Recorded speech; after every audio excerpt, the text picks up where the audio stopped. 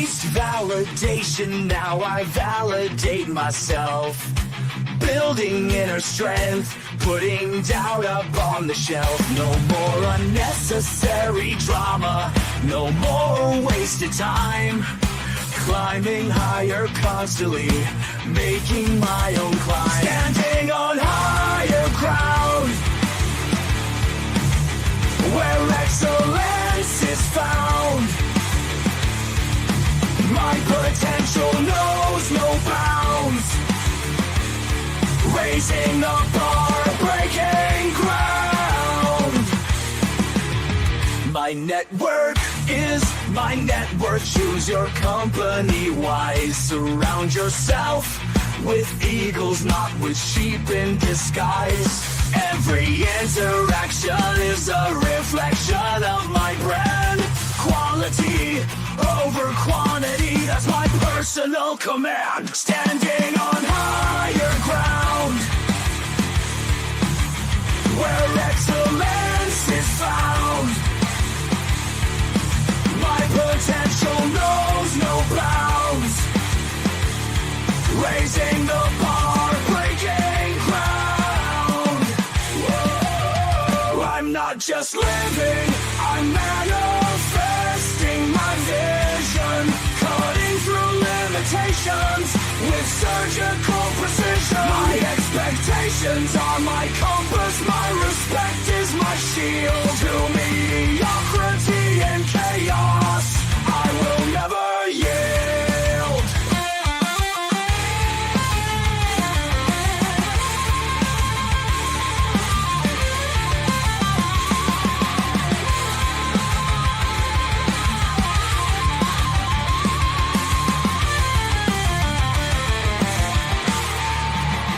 I'm not just living, I'm manifesting my vision. Cutting through limitations with surgical precision. My expectations are my compass, my respect is my shield. To mediocrity and chaos, I will never yield.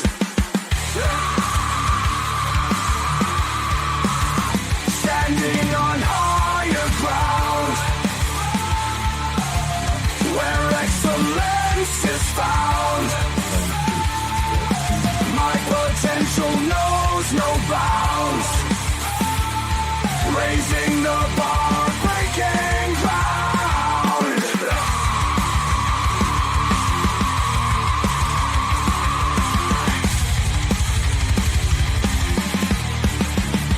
I'm not just living, I'm manifesting my vision. Cutting through limitations with surgical precision. My expectations are my compass, my respect is my shield. To mediocrity and chaos, I will never yield. Look, I didn't push the button. Come on, there it goes. All right, how you doing, ladies and gentlemen? Welcome to This and That. I'm your host Xander, where we're talking about this, that, and everything in between. We have had a lot of stuff happen. Well, not a lot of big things, but we did have a lot of things. And I wanted to touch base on that a little bit. We have the situation with the private jet. Well, not private jet. It's a presidential jet that was a gift uh, from a specific entity. We also had. I just found out that they're going ham with the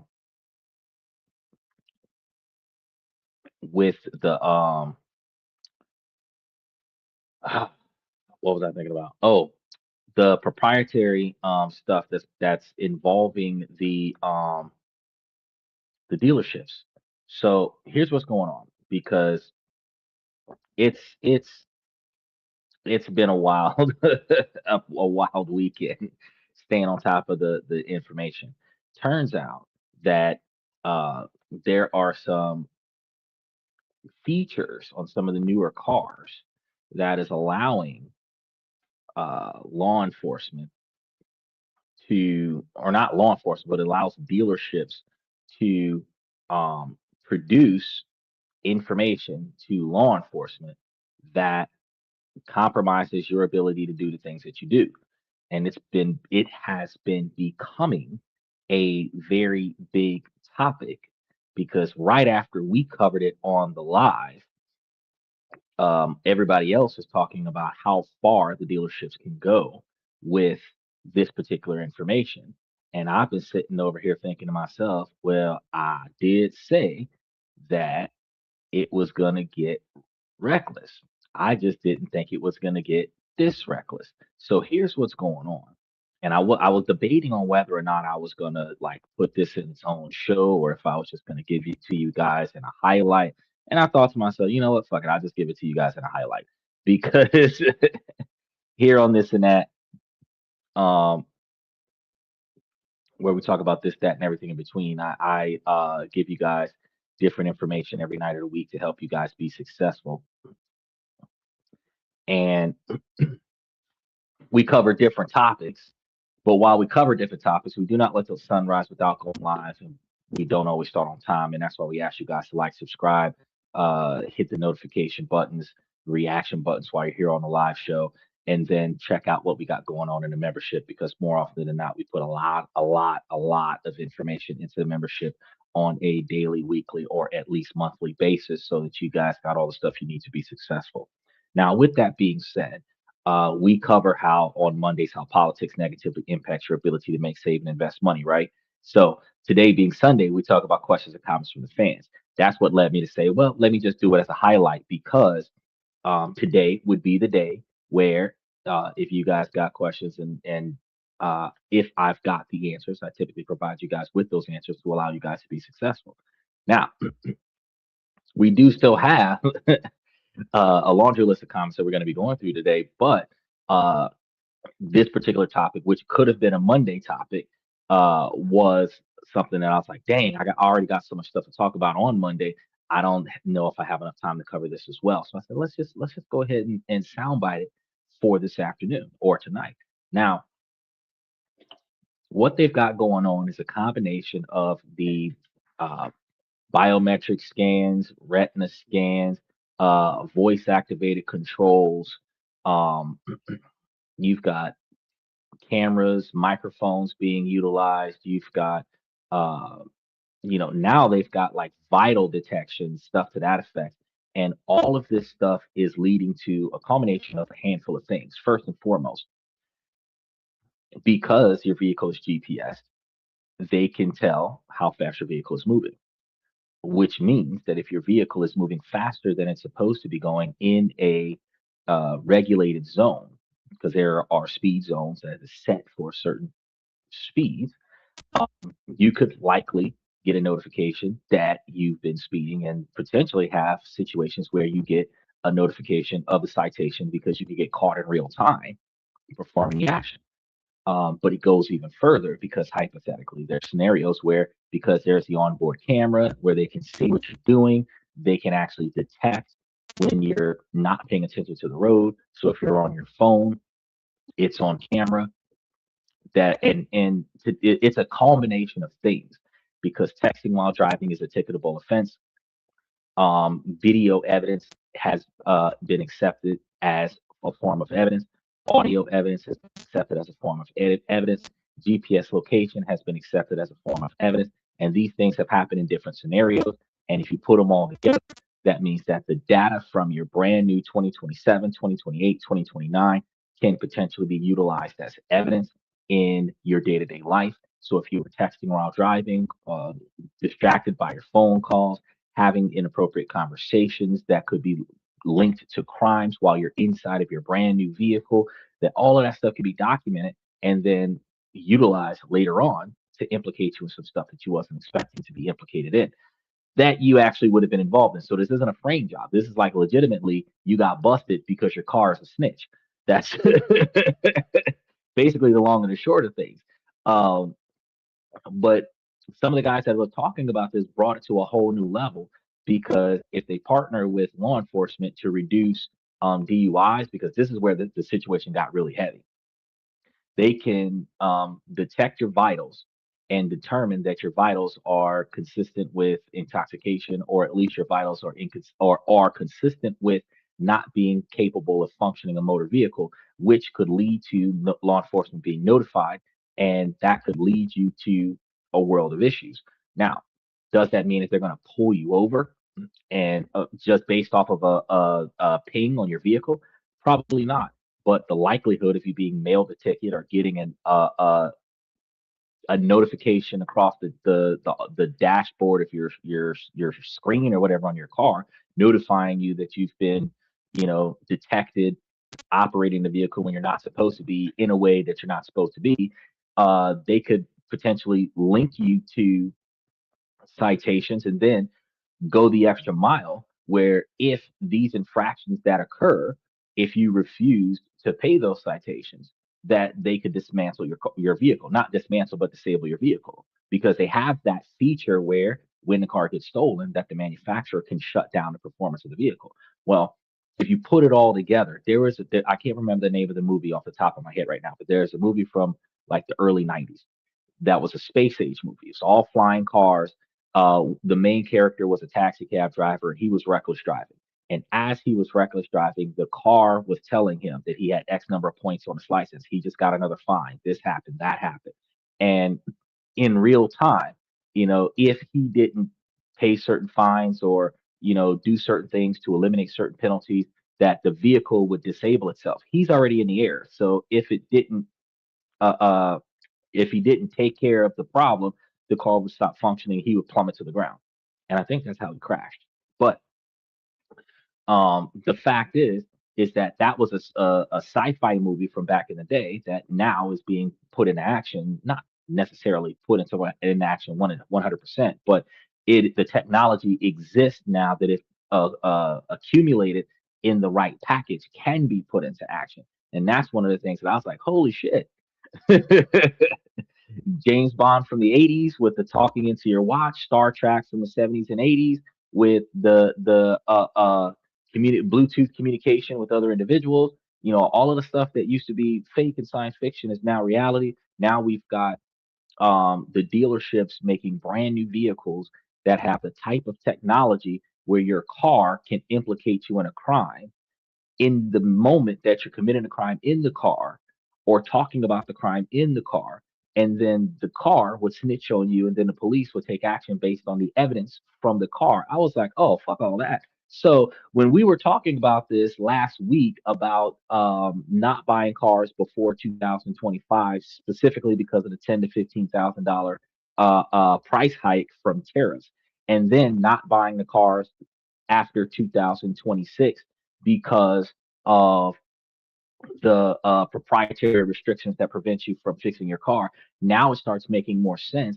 One of the other reasons why they're trying to pass legislation to prevent us from fixing our own cars is because anybody who knows about back in the day when we were trying to get rid of those governors and limiters on our vehicles so that we could have unlimited power or unlimited performance on our vehicles, that we would manually disable certain restrictions on the vehicle in order to get top performance, non-dealership authorized performance on our vehicles. Well, just like back in the day, if you could pull a plug or unplug a switch or watch a YouTube video to reprogram something so that it no longer does whatever that is, and then we drive the car as is, in modern times, if there's something that can monitor your performance in the vehicle and potentially implicate you in a crime, you're going to probably disable that. Well, if they pass a law where you can't do certain things to your vehicle, it's dealership exclusive stuff, they're going to prevent you from dismantling these things. So you're either going to use the car under the terms and conditions of the usage of the car, or you're not. While we were discussing this earlier today, like it is in some way, shape, or form violations of constitutional privilege. It's just the problem that we have. The reason why I say some way, shape, or form is because your constitutional rights to privacy, constitutional rights to not be searched or have your assets seized is limited to your consent.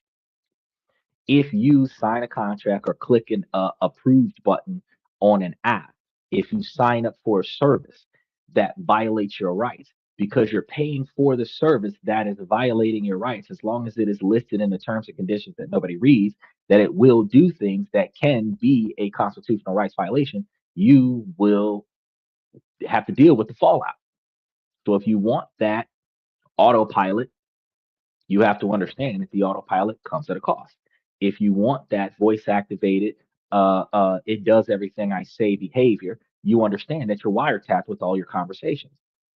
Because if Alexa is going to function when you say Alexa, Alexa has to be scanning the room for your voice the entire time that Alexa is plugged in, so that when you are talking to Alexa, as opposed to talking in front of Alexa, that Alexa knows when to respond, which means that the entire time it is documenting your voice.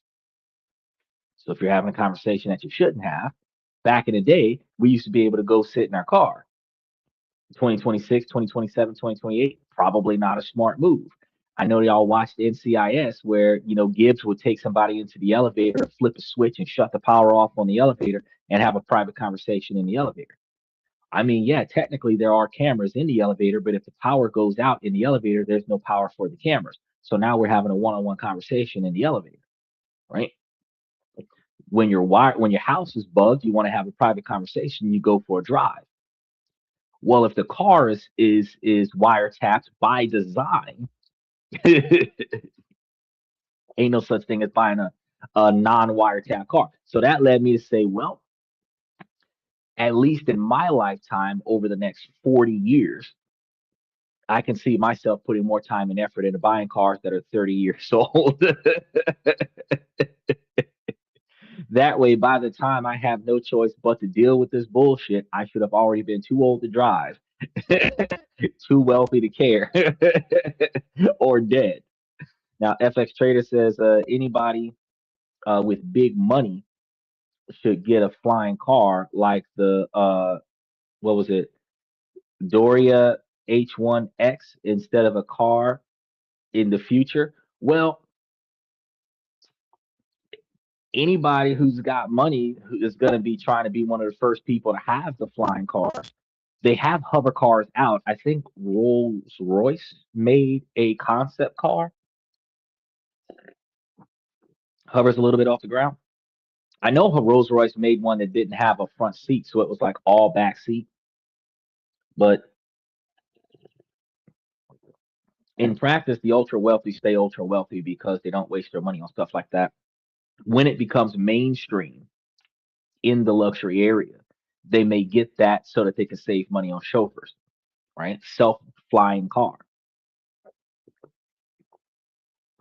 Because ultimately it would be cheaper than a private jet.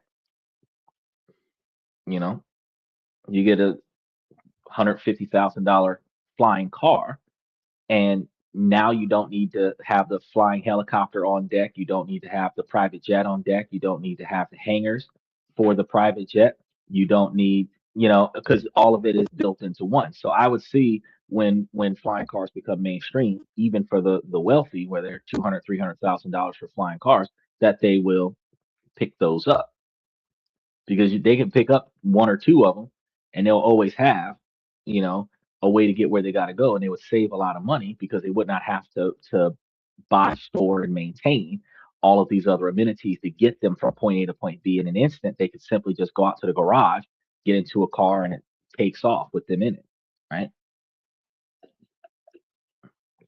But I wanted to bring that up because I thought, damn, because they're gonna use it as like anti-theft protection because it's bioprint. The car won't open without your fingerprint, without your biometric DNA scan, retina scans, all this other stuff. Proximity sensors. Then you have the retina scans and voice commands and all of this other stuff that's utilized to confirm that an authorized user of the vehicle is in the vehicle. That actually could be used against you because they verify who the fuck you are in the vehicle when the vehicle is doing something it's not supposed to do. But the auto assist typically is when you're taking your eyes off the road, the autopilot takes over so that the car is stabilized. But if you're taking your eyes off the road, uh, for whatever reason, It can document what caused you to take your eyes off the road. And if it's something that's a ticketable offense, that information could be either subpoenaed from police or just simply handed over by design. And, it just leads to a world of stuff. Anything that's made for good can be utilized for evil, and anything that's made for evil can be utilized for good. So anything that's made for the benefit of efficiency and simplicity and the ability to allow us to be fucking lazy can be utilized against us, right? Because when we start screaming castle doctrine and all of this other stuff, and we don't want other people to invade our personal space, we also know that we want hands-free everything because we're too lazy to get up and get the remote. We're too lazy to walk up to the device and touch the device and use the device. So hands-free everything. And that hands-free everything comes at a cost. So I just thought that was a good segue. 20 minutes of the show that I'll talk to you guys about before we dove deep into all the rest of the stuff that we got going on. Now, after Monday, what we talk about on Tuesday is different ways to make, save, and invest money. And this Monday, we're going to be talking about how they're making some changes with the money, and I'm going to be giving you guys some ideas as to how to navigate this, because this isn't about evading. This is about preparation, because you have to be sure that what you're doing is on the up and up so that you don't have to worry about the way the new laws are being implemented. Then Tuesday, we talk about different ways to make money, save money, invest money, budget money, different ways to look at it, different ways to make decisions in your personal life that doesn't negatively impact your money as much. And then on Wednesdays, we talk about different countries around the world that we could potentially live in and invest in. And then Thursday, Friday, and Saturday, we give you guys information about personal development, self improvement, relationship topics, negotiation, socializations, uh, building your brand, and then raises, promotions, retirement, forced retirement, termination, discussions, how to handle these things on your job. And then we give you guys that further reassurance on how to build your 20 and 30-year plan, why that's so important, and how do you benefit from that. He says the surveillance state is already here and it will get worse. Oh, yeah. Surveillance state's been here for a while. There are traffic cameras in most states around the country, and a lot of them have traffic tickets by design. But there are also surveillance cameras that don't issue traffic tickets, where we're starting to become just like Asia, where Asia, just about every corner, every location that you can go to in their society has surveillance cameras, CCTV, all over the place. Y'all see it in the K-pop movies, and y'all think, "Oh yeah, that's good plot development." No, they really have cameras just about everywhere. And then in their vehicles, for some reason, I don't know how they managed to get this shit to happen. Probably because they use their vehicles on a regular basis. But their vehicle, and the reason why I don't understand why it happens is because how the fuck does a car stay with power if it's running all the time? But they have CCTV cameras over there that run 24/7, even when the car's not being used. We have dash cams that work when we're driving. They've got over there dash cams that work when the car is sitting stationary. So a crime could happen or an activity can happen. And because there was a vehicle facing that scenario, they can go to the owner of that vehicle and get the dash cam footage. So even when there wasn't a street cam, even when there wasn't a city cam, even if there wasn't a camera on one of the local businesses, if there was a vehicle there with a dash camera on it, they could go and pull the videotape from the dash camera and see what happened during the hours of whatever, when it happened in front of that vehicle. Which I guess probably one of the reasons why it's safer in some of the other countries, because they're heavily monitored. Their freedom of privacy prevents the freedom to act recklessly. But yeah, it's everywhere. And there's people going around and destroying in protest. They're destroying the AI drone monitoring systems that the government's putting up, because it's watching what we're doing, where we're going. They've got it on squad cars. I'm covering my license plate with my car in the driveway, because I'm like, nah, fuck that. If you pass by, my plates are covered. Now, I can't necessarily get away with that in a public parking lot. I can park the car up against a bush, or back it up and park it up against a building.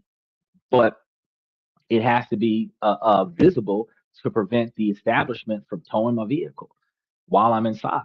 Now, the odds of it being towed simply because my license plate isn't seen is slim to none because a lot of people don't give a shit. But the average Karen that comes out of nowhere and inconveniently fucks people who doesn't do what they expect them to do would see the vehicle with the license plate not being visible and then report it. And that reporting of it is what causes an unnecessary problem, which then allows for me to now be harassed about the fact that I'm trying to protect my privacy, right? In a parking lot or a parking garage where I'm legally allowed to not have my stuff visible. The alternative is that if they can't identify the owner of the vehicle, they can remove it off of the lot. And they can't identify the owner of the vehicle because they can't run the plates because the plates are not seeable or not visible. So it's a double-edged sword, right? Michael says there are more cameras pointed at you and me than out of space. No, there are more cameras that, you know what's so funny? We have so much quote unquote terrorism attacks that occurs that doesn't get stopped by our local government, where these terrorist attacks are American people attacking Americans. And all of the cameras are pointing at us and watching us for us to not conquer ourselves. There's very little outward observation. Because remember what I told you guys when we were talking about the Iran thing, because that's another thing that's going on. I just want to tell you guys real quick. They signed a memorandum. They didn't sign a peace treaty of any kind. So they signed a document that guarantees that over the next 60 days, unless the negotiations fall apart, that they're going to work on a uh, peaceful resolution to the war that's been happening since February. Wild part is the memorandum is not a guarantee that they're going to come to an agreement. It is just an agreement to have a discussion. So they have a ceasefire. They've opened up the strait while we're having the talks.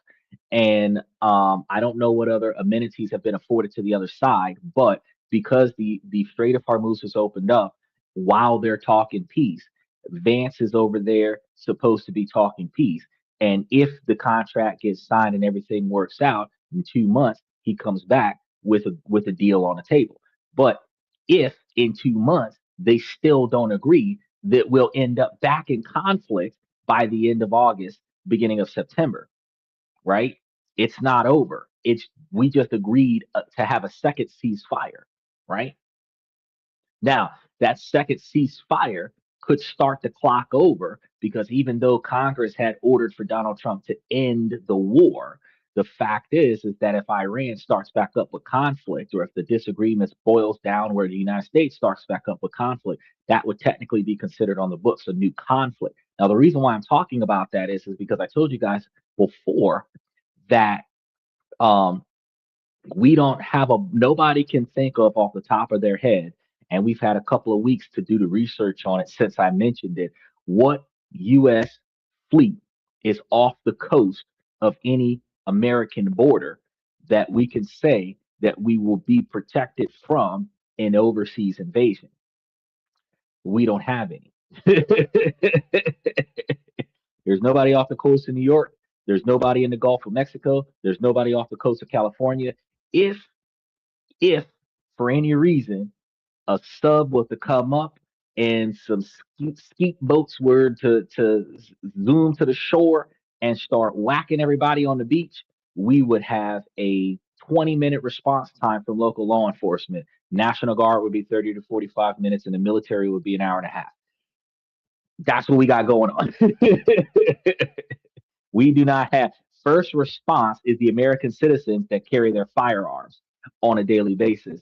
That would be the first ones to produce some sort of resistance to a true terrorist attack where we would be actually invaded by another country. We have not been truly invaded by another country in recent history of America. As a matter of fact, since the 60s, I can't recall us ever been invaded by anybody, right? So after and World War II, we were in somebody else's land, in World War II. We didn't have conflict on American soil. We were a part of the conflict on another side of the country. That's what it is. So we don't point cameras at everybody else. We point cameras at us. And I'm like, that's weird that they can track people in their houses through Wi-Fi nowadays. Well, even though your Wi-Fi is a closed system, they can tap into your network and they can look. Michael got it. 1812, when the British burned the White House. That was the last time we were invaded. Paul Revere, was it? The British are coming. The British are coming. That was the last time, right? So since then, since the 1800s, we haven't had an invasion on American soil. Now, American troops have been involved in conflict. It's just never been on American soil. That's the reason why we don't think about war the way other countries think about war. Because when they think about war, it's happening in their backyard. When we think about war, it's a news flash on a. It used to be a headline on the newspaper. Now it's a news flash or a live stream or something like that on a podcast somewhere. Um, but yeah, the Wi-Fi, even though it's somewhat of a closed system, the fact is that if you're what providers are telling people to do these days is to set up a primary um Wi-Fi thing and then set up a secondary Wi-Fi thing for the guest. And then you put your TVs and other such smart devices on your guest thing, and then put your primary computer and other such things on your primary thing. And if your and what most people do, they put everything on the primary thing, and then when their friends and family come over, they put the friends and family on the guest one.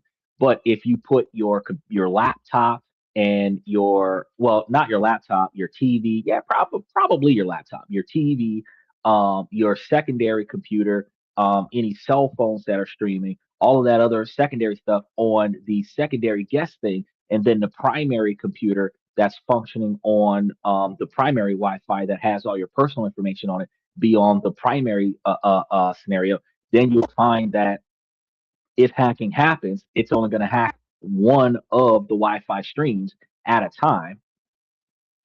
And if your devices are separated, all of the devices that are linked together through Wi-Fi would in fact be impacted. But the devices that are on a separate Wi-Fi channel would not be impacted. So if the TV got hacked, the computer wouldn't get hacked too because they're not on the same thing, right? So yeah, they can get in through the Wi-Fi. They say that you should power off your computers, turn off your microphones, all this other stuff, because as long as your computer is on, your computer can be hacked. And then they can listen to your what's going on in your house and move your cameras around and this, that, and the third. If you don't have anything going on, you don't really have to worry about that. But yeah, they if you were having conversations that probably shouldn't be discussed in public, they would be eavesdropping on those conversations. The safest way to ensure that the device is not monitoring what you're doing is to disconnect it from the Wi-Fi, disconnect it from the internet, and then turn it off, right? That's the only way that you can verify that it is not. Now, the inconvenience of that particular type of security is that you got to go through the trouble of turning it back on and then reconnecting it to the network.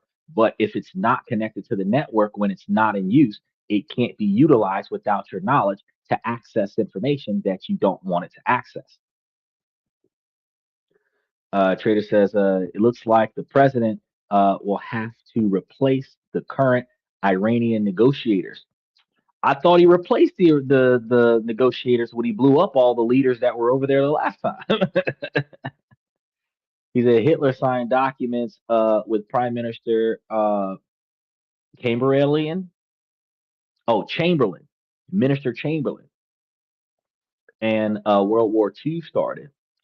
As Hitler said, it's just paper. It is just paper. The It was a IOU or an MOU, a memorandum, where they signed a contract to agree to discuss putting a stop to the war. The I agree to negotiate is crazy because what they did was they negotiated an agreement to negotiate.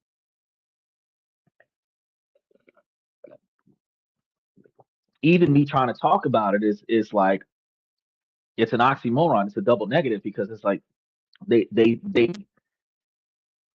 third party entities talk them into signing an agreement to agree to negotiate. So we negotiated negotiating so that we can have a resolution, hopefully within 60 days.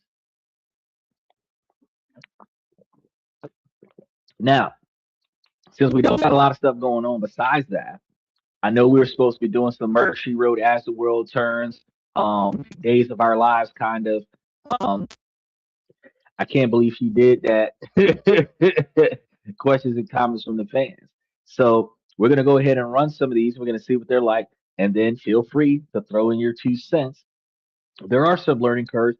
I know some of these come at a theme, and I'm gonna be honest with you guys. I do not genuinely decide which ones are going to go in there for the most part.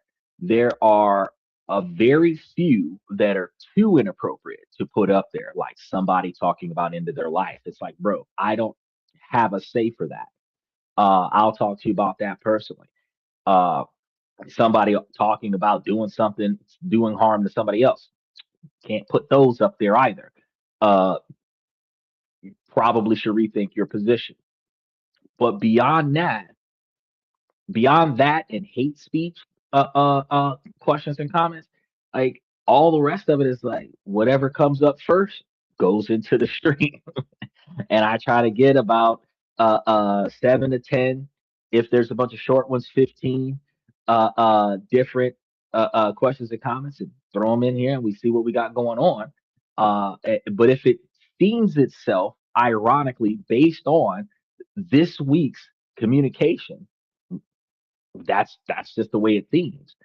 You know, we've had some situations where there was more guys talking than girls. There's been some situations where it's all the ladies bitching. It's just so you got to understand we can learn something new from each one of these scenarios because they're data points, and the data points are the what we turn into because you understand that a hypothesis is going to come from the historical data. Based on historical data, my hypothesis is that this is going to be the outcome of the situation. We test it, we get results, and every time our results match our hypothesis, we start leading closer and closer to a theory. And we can test that theory based on certain parameters. Now, that's just using science to identify relationships, and what we're doing here with identifying how we address these comments. But some of them are different, and the ones that are different are newer learning points because whenever we say in general, we're talking about the broader spectrum of society. But whenever somebody is triggered by what's being said, there's always a scenario where the one outlier where this doesn't apply to you will step up in self defense and object to the broader spectrum statement. Usually, and correct me if I'm wrong for those people who got triggered by what I just said. Usually, it applies to the person who's objecting to it, which is why they're objecting to it. They just don't want to admit it to themselves. This is one of those situations where if the shoe fits, wear it. But instead, because the shoe fits, they're going to bitch about the fact that you called out the fact that this shoe only belongs on big feet and I'm not supposed to have big feet. That's the precedence of how people object because we're coming from logic and reason and factual evidence.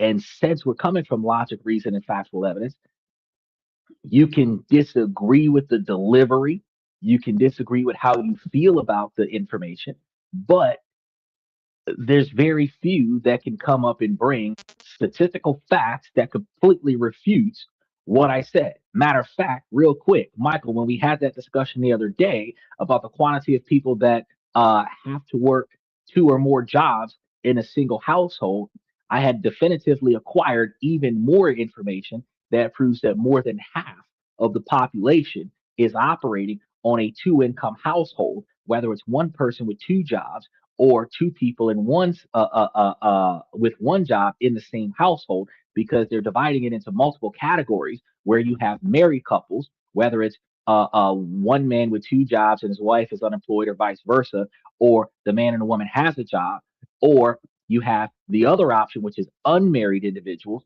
which would be a different category of people that are friends, roommates, uh, uh, dating couples that are not married, and then you have the family dynamic, which that's three different categories, and the one third, which is 33% of them, which is going to be married people, and then there was like another 10% or so of the individuals that were um, um, non-married individuals, and then another 10 or 15% more of family living together, where these are of age adults. So the dynamic is still skewed because the data does not count individuals that are under the age of 18 that are working. So if you have a single parent and you have kids that are 16, 17 that are working to help the single parent take care of the bills, they're not counted in the statistics, but that still happens too in low income families. Now, still means that more than one job is needed to make ends meet.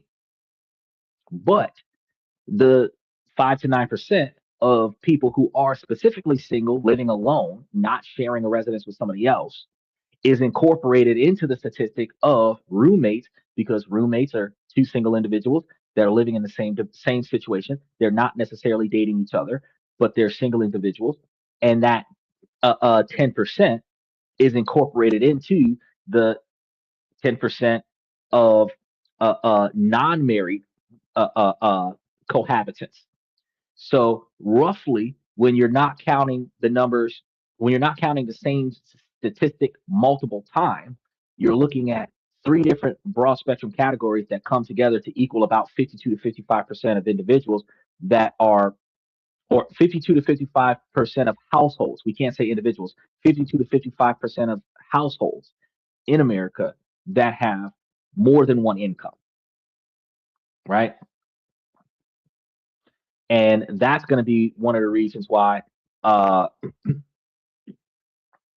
I went back and did extra research just to be sure to see what was going on. And yeah, uh, again, when I made the statement that more than half of the population is requiring multiple incomes, it is true. Now, yeah, more than half of the population that's requiring it is going to be closer to the bottom half of the spectrum, because you got the bottom 25% of people that are financially challenged, making $30,000 a year or less, that's going to need to come together, because if a comfortable financial standard of living is um 70, well, yes, they're saying comfortable standard of living is like 72,000, $73,000 a year. The median income is something closer to 55 or $62,000 a year, where men are making like 57 and women are making 52. um So, women are claiming a wage gap, but they take more days off than men do. So it's not necessarily a wage gap. It's more to the magnitude that you're getting this paid the same amount of money per hour to do the same quantity of work that men do, or less, because even in the workforce, we have some women that traditionally say that that is a man's job, lifting heavy boxes, taking out the trash, this, that, and the third, certain duties on the job that is supposed to be for every person non-discriminatorily. But unfortunately, what happens is that they actually, on the job, like a server might make the cook take the trash out, but the server's a female and the cook's a dude. It's like, well, no, ma'am, your side work is to take out the trash. You're supposed to take out your trash. But if they complain about the wage gap, it's like, if you did what everyone else does, you should get paid the same amount as everybody else. Now, I can't talk about the white collar work, because there might be a financial wage gap there. But in manual labor, blue collar work, I don't really see a wage gap there. I see a lack of compensation for a lack of presence. Not even a lack of compensation for a lack of workload. It's a lack of compensation for a lack of presence because men are at work doing overtime. Men don't take off because they're not feeling well because it's part of their cycle. Men don't take maternity leave. Men don't, because we don't have that benefit in the United States.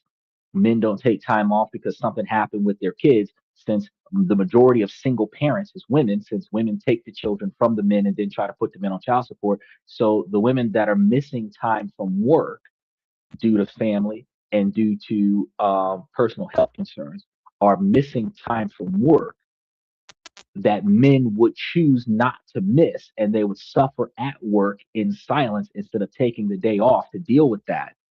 And that difference is the overtime hours that men get that women won't get. That's not, uh, in my observation, a wage gap. That's just a you didn't show up, so you didn't get paid kind of thing, and you're hourly, not salary, so you couldn't make it up later, right? I don't know. Y'all think about it. Let me know. But that spiraled into a whole different. That's like straw man into a whole different thing. But the whole leg of the nutshell is, as we get started with this, is that I'm going to provide you guys with some insight based on what we hear. I don't even remember what's up here because this was supposed to be information we were supposed to go over last week, but we had such a good discussion last week that I just let the discussion keep going and I just put this off until this week. Um, but feel free to put your 2 cents in. Now, I'm going to ask that those who come in make sure that you keep your comments reasonably appropriate and reasonably structured for a reasonably appropriate topic. As you've seen with Wayne Berry, who came in being negative out the gate, he got banned before Michael could get a chance to put him in timeout. He said, "It's Sunday, bring on the horror show." Let's go ahead and see what we got going on. My former best friend and I are not speaking right now, and I think about the situation a lot. My husband and I were going through the worst time in our marriage this past fall. Truly didn't know if we would stay together. I was also dealing with some heavy health stuff and stuff with my family. I was very closed off from friends and family for months. Our friendship was great. We were very close in high school and we're now in our 40s. We have kids the same age who all spent tons of time together. Her husband and my husband are still very close. We had a very active, funny, and close-knit group chat. Sometime last October, I sent her a message apologizing for being distant and explaining the stuff about how bad my marriage was. She already knew about my healthy and family stuff. I apologized for also not being present because she was going through stuff too. No response. Fast forward a month. She still hasn't gotten in touch. On our daughter's birthday, she sends only him a video message of herself to my daughter. Didn't send it to me or the group chat. He showed it to me thinking nothing of it. I was slightly annoyed that she sent it to only him. And then above that text I see, "Love you X. Hope you have a great trip." It had been from earlier in the month when my husband was going on a work/fun trip. Meanwhile, she knew I was going to be solo parenting. Other deeps that are pertinent. A year earlier, she had sent a text that said something like, "I had a dream you needed a cuddle, so wanted to let you know I'm here for you." It was paired with a text about wanting his help to do something for her husband, but it made me furious when I saw it on the same day as the birthday video. Up until a week ago, we are still not talking. Early in the year, she sent him a photo of herself wearing a sweatshirt that referenced his business, and then a couple weeks ago asked him for his private IG so she could send reels. Am I crazy to think this is all super upsetting? Or am I naive to not know she's fishing? She has always said how hot my husband is, yikes, in a friendly, fun way, but my view of it now is different. My feeling right now is that I am super mad. Just because I am still in a really hard place in my life and marriage. Thoughts? I was waiting on Michael to come in and tell me something, but from what I'm hearing, you are fishing for problems. Now, if you take situations, they don't have to be positive, they don't have to be negative. Eliminate the time distance between each situation, put them all together. You can build a case for any kind of argument. Okay. So if you start with over a year ago, one time, She was wearing his company logo on a sweatshirt that she had, which could be potentially observed as her promoting his business, which is what you're not doing as his wife, right? And then she wants to send him directly because you're pinging it as if she's sending him inappropriate videos or photos. She's not sending a nude. She's not sending photos of her in her underwear. She's not sending photos of herself in her pajamas or any kind of lacy, overly exposed anything. No bathing suits, nothing like that. But because she sent the video to him, because y'all are all friends. You're friends with her husband. She's friends with your husband. You're being a bitch to everyone because you're going through some shit and nobody wants to fuck with you. That's where we are right now, believe it or not. And says no, they're not going to like kick you out of the group because I mean you're married to the husband, but the four of you are the outcast because of your negative behavior. Now they're not going to stop. They're not going to stop treating your husband because you're the one that's being above Killington. Instead, they're just like, whenever she stops being an asshole, we'll start talking to her again. So they're going to be nice to the child because you said she sent the video to the father and the child. Now, if you send a video to the father and the child, you were the only one left out because you were the one being difficult. So he didn't send an inappropriate video just to the husband. Now, back to the IG thing. Modern society is using more Instagram to send stuff back and forth than um, TikTok or Twitter or Kick or Snapchat. You know, specifically because Instagram has the ability to do more video files.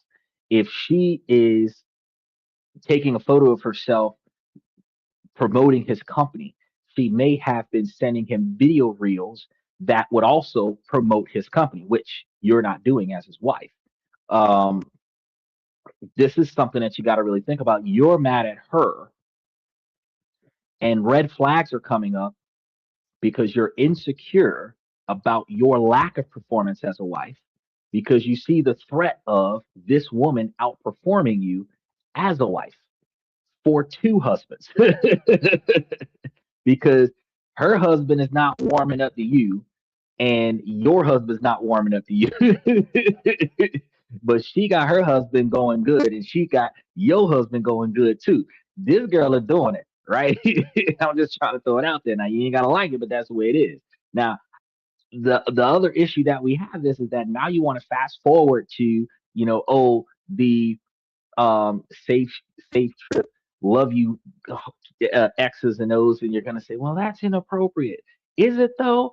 Because if we've been friends for 20 years, we're like family. If we've been couple friends for 20 years, we're like family. You tell your brother and sister you love them. You tell your brother's sister, or not your brother's sister, your brother's girlfriend or wife that you love her. You know, it is not inappropriate. But because you have been difficult for the last year, nobody wants to talk to you, but they're not going to completely cut you out. You now feel triggered by the fact that she is still being positive with your husband. You're overthinking it. She's not looking for anything extra from your husband because when she was going through a bad time with her marriage, she wasn't sleeping with your husband. But when you're going through a bad time with your marriage, your husband wasn't sleeping with nobody, but everybody managed to get through their marriage and you're the only person being bitter. So it sounds to me like the entire collective is being appropriate and you just are now recognizing that you're being a bad wife and you feel threatened by this woman being capable of doing for your husband what you're not willing to do.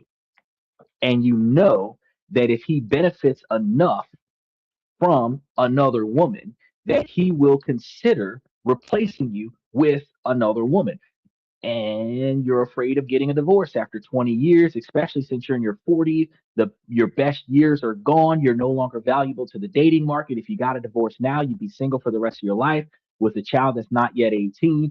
financial responsibilities that you can't sustain, because the lifestyle that you have is a two-party income lifestyle, which means if you get a divorce from your husband, you have to downgrade your lifestyle to something that you can afford on your own, and it has to be very low, because now you're going to go from being just taking care of yourself to taking care of yourself and the child, and you might not get the child support that you want to sustain the standard of living that you want to live at. And that's one of the reasons why you're not going to end up getting a divorce.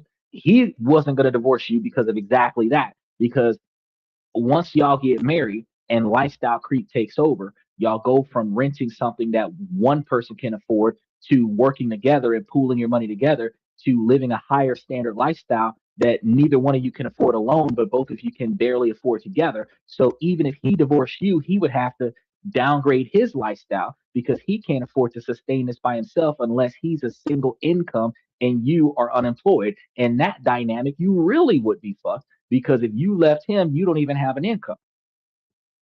But if y'all are working together and y'all have a joint income, he can't afford to pay for this place by himself. So he's not going to leave you.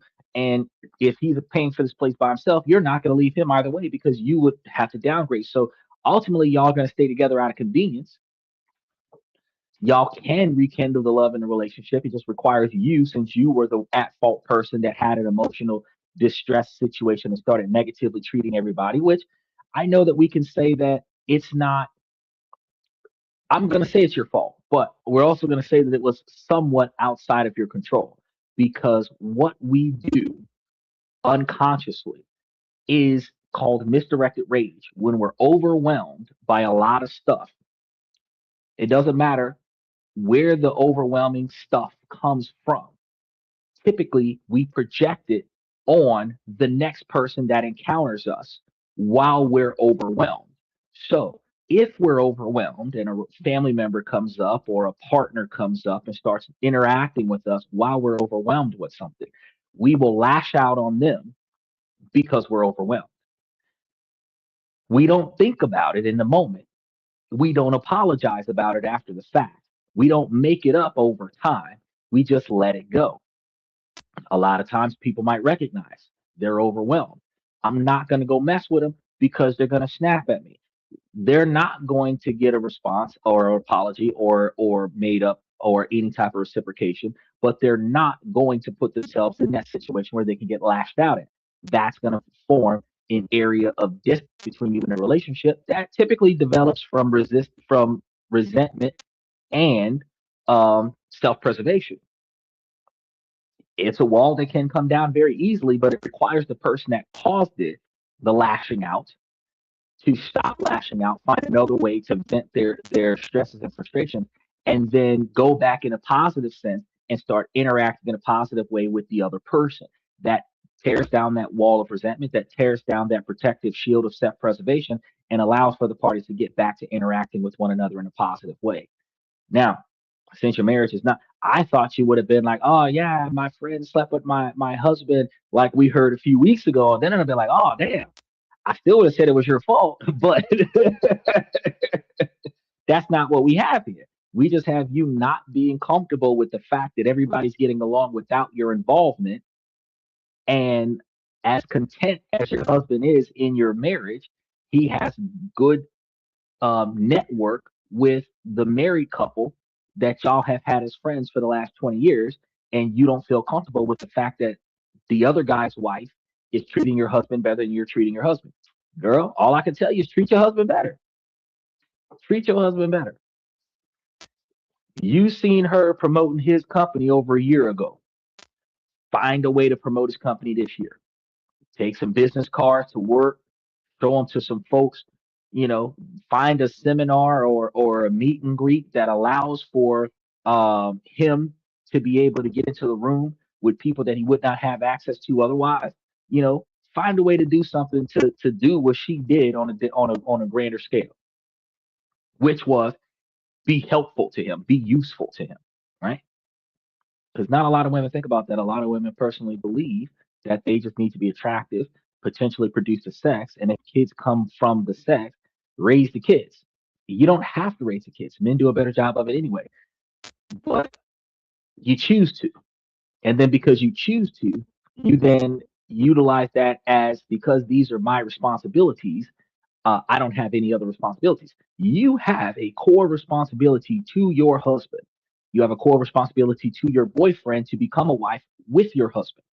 And that responsibility is a responsibility that most women fail because a lot of people, the rumor goes around that, the best way to satisfy your man is, you know, keep him full and then keep him satisfied in the bedroom, right? We could use a hell of a lot more because a lot of the times guys that put themselves so into their work to make sure that they're bringing all that extra money in don't have organization at the house. They don't have the proper structures at the house because that proper structure is on the job. You can only do so much. If you've got 40, 50, 60 things that needs to be done and you can only accomplish 20 of them at a time, you got 30 things going undone on a regular basis. And cooking, cleaning, and laundry is only three of them. Feeding them, that's only four of them. That's still 26 other things that can be done. That's not the standard stuff that women don't like to do that can be done to help this man be better at what he's doing. It's just that nobody looks into that. Nobody actually applies to that. But a man is supposed to dig deep into everything that's got going on into a woman psychologically, emotionally, physically, and try to fix every failure, every shortcoming, every downfall that a woman has going on. And then the man has to do it through the riddles of nothing's wrong. When you can clearly see something's wrong. You crying and I don't know what happened. I don't know what started. I didn't make you cry. I didn't slap you in the face. So I don't know what's going on, but I have to fix it. You know, she ain't talking to me. She's clearly upset. I don't know what happened. I don't know what's going on. I have to fix it. Who? Special shout out to Chris. I don't know who RZA is. Um, but then so because we have to fix what we when we don't know what's going on, we have to dig deep with an unwilling participant to find the information. We have to do an investigation with no forethought knowledge to find out what's going on so that we can fix their problem. Now, when the roles are reversed, men are not going to sit here and say, "Oh, it's nothing." We only say, "Oh, it's nothing," because every time we tell our wives what's going on, they don't want to hear it. So we just stop telling them. When we tell our romantic partner that there is a problem, and she makes the problem about us that we have something negative, that she feels bad because we said something. Now, instead of us fixing our problem, we're mitigating her emotions. In that scenario, we just stop telling her that we have problems. Because if you're going to get upset with me because I told you that I had a problem, and now I have to make you feel better about the fact that I have a problem, I'm not going to tell you about my problems. I'm going to go talk to somebody else about my problems. If I talk to anybody, I'm going to try to resolve my problems on my own because I can't go to my partner and get the problem resolved with my partner, right? That's a big issue. Now, what women can do is go to their partner and then say, "Hey, partner, do you need something? Can I do something? How can I help you?" You know, the same thing that men do for women. And you guaranteedly, men will tell you, "Hey, this needs to be done, that needs to be done. I've been trying to get this done forever." And that's when you'll start seeing things get done. And if you start applying yourself, your husband will be like, "Man, my wife's a big help," you know. I seen real quick before we move on to the next one. I seen a woman on social media come talk about some. Why do men, when women build them up, move on to the next woman? We be building a man for the next woman. And I'm sitting over here thinking, I've asked this plenty of times before, and not too many women have jumped on here. But how many men can you name where they had nothing when you met them, and they got all kind of stuff now that you done left, and you done left them with everything? How many women performed that Dr. Dre scenario where you built a kingdom, moved on, left your entitlement with that kingdom, and started you a whole nother one?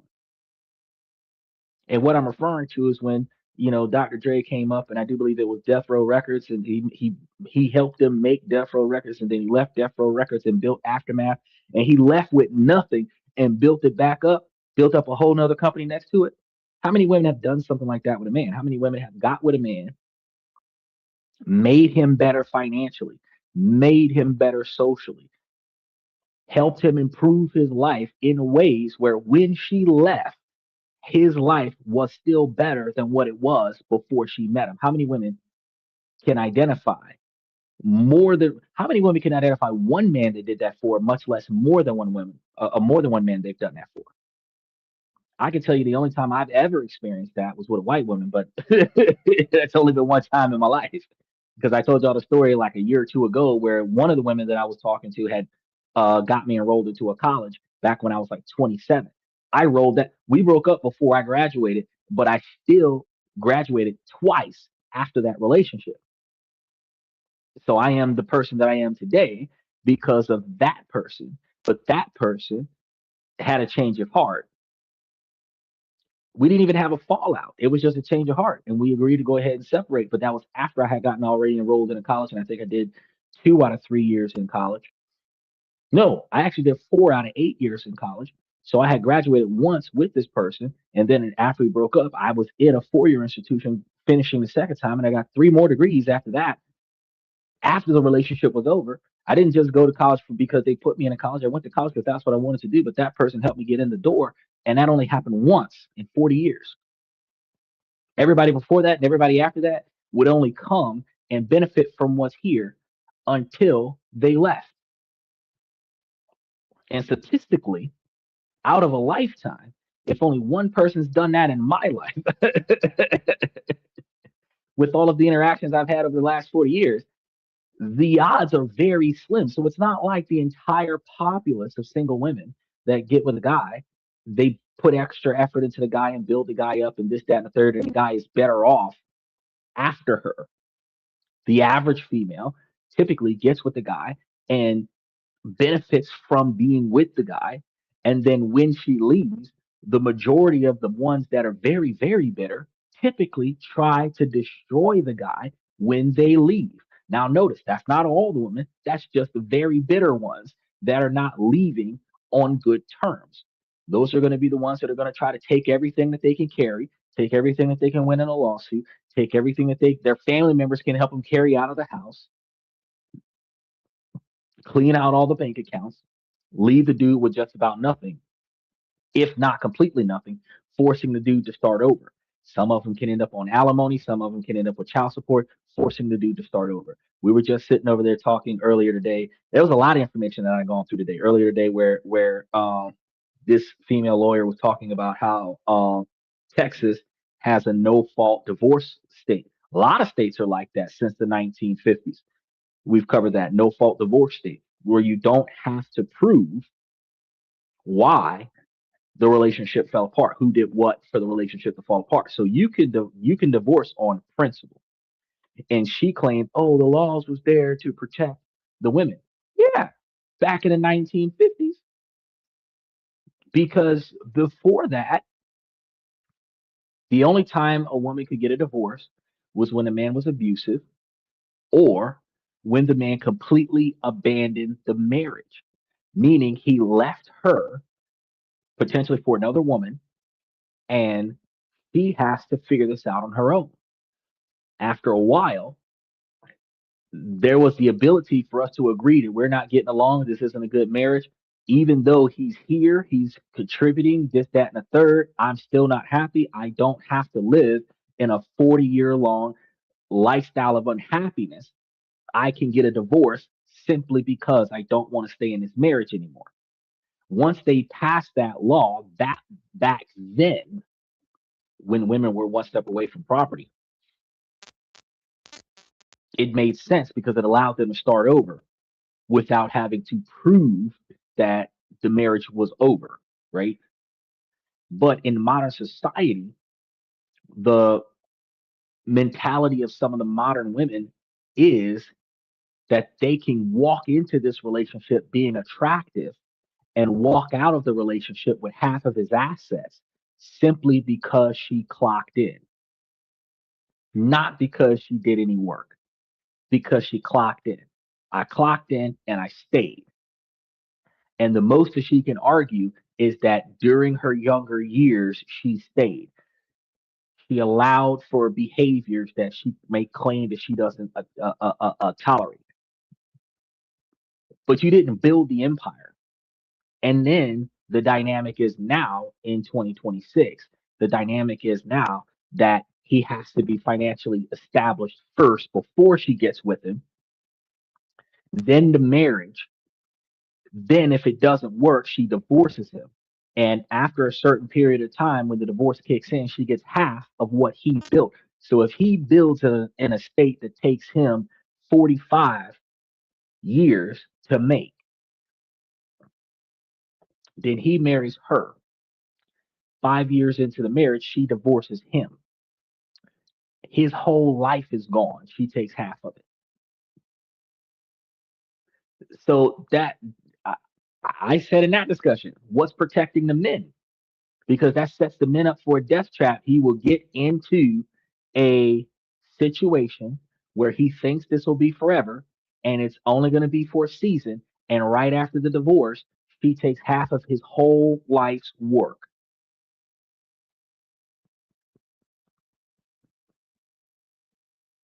He said, no fault marriage is great, but they should not get any money. I completely agree. I completely agree. If they put the clause into a no fault marriage or a no fault divorce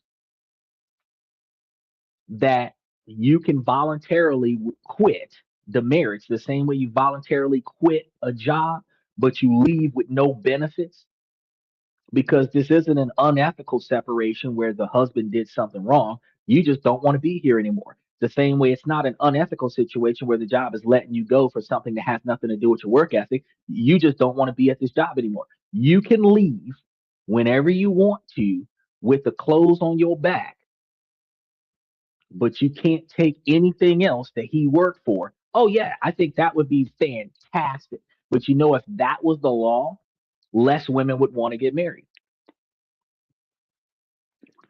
The reason why the majority of broke women don't want prenups, because it's only the broke women that are objective to the prenups.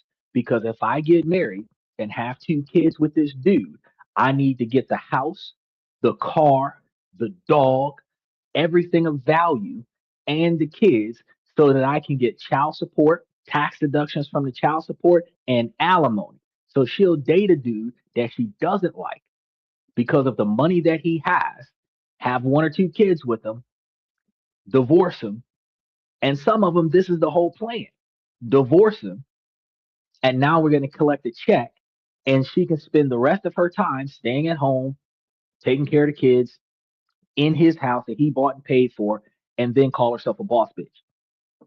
Now you got some that work a full-time job and get the money from the husband, but that's his house. He's paying for the mortgage. And her excuse is because his kids live in the house. But ma'am, if you didn't have your own house and that was his house, you should have left the children with the house and let him take care of the kids, and you pay him child support. Let him get a nanny or a babysitter or whatever the case may be. You go take your single divorced self and go live in a hotel until you can find your own apartment, and then you pay him child support. Women typically take the kid because of the financial compensation, not because it's her duty to have the kids. Oh yeah, these females, they be wanting a dog too. I done seen so many headlines, and I haven't covered it on the show yet, but I have seen so many headlines where there's emotional distress upon divorce because of during the separation of assets, there is a dispute over the dog. There's a dispute over the dog. There's an emotional attachment to the pets in the family, the same way there's an emotional attachment to the children, which is one of the reasons why men do not, another reason why men do not like dating and marrying single women with children, because the man will establish a bond with the wife. He will establish a bond with the pets, and he will establish a bond with the children that are not his children. Now, when the relationship is positive, he has positive interactions with the children. He has positive interactions with the wife. When the relationship is negative, he can't discipline the children. The children misbehaving out of rebellion. The wife leaves and uses the children as an emotional abuse tactic to make the man suffer because she might be hurt because of whatever's going on in her life. But the fact is that ultimately now he has to sever multiple bonds at the same time, the bond with the wife and the bond with each one of the kids that he has grown to love and cherish as his own, and the bond with the pets that he has grown to love and cherish as his own. Because you have to, pets are like, pets outlast cars, believe it or not. People don't think this. Pets outlast cars. We just talked about this on the show last week when we were talking about how electric cars are supposed to last 25 years, but the average American does not keep the same car for 25 years. We typically barely can keep the car 5 years. Most of us cannot remember the last time we owned the same vehicle for 10 years. And I was talking about that because electric cars don't show monetary value until after you've owned the car consistently from purchase until the 25-year mark where you've had the same vehicle for 25 years. And that's not including the repairs. Most people's car, if they buy it, daily driver usage, might last them 3 to 5 years. Some people might get lucky, 8 or 9 years. Dog lives 12 years. Your car will get into a car crash before your dog dies. You will be on your second car before your dog dies. Matter of fact, I had a different vehicle when I got this dog.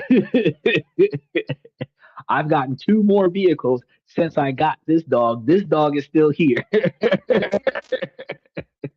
I had one dog that I had since I was in college, right?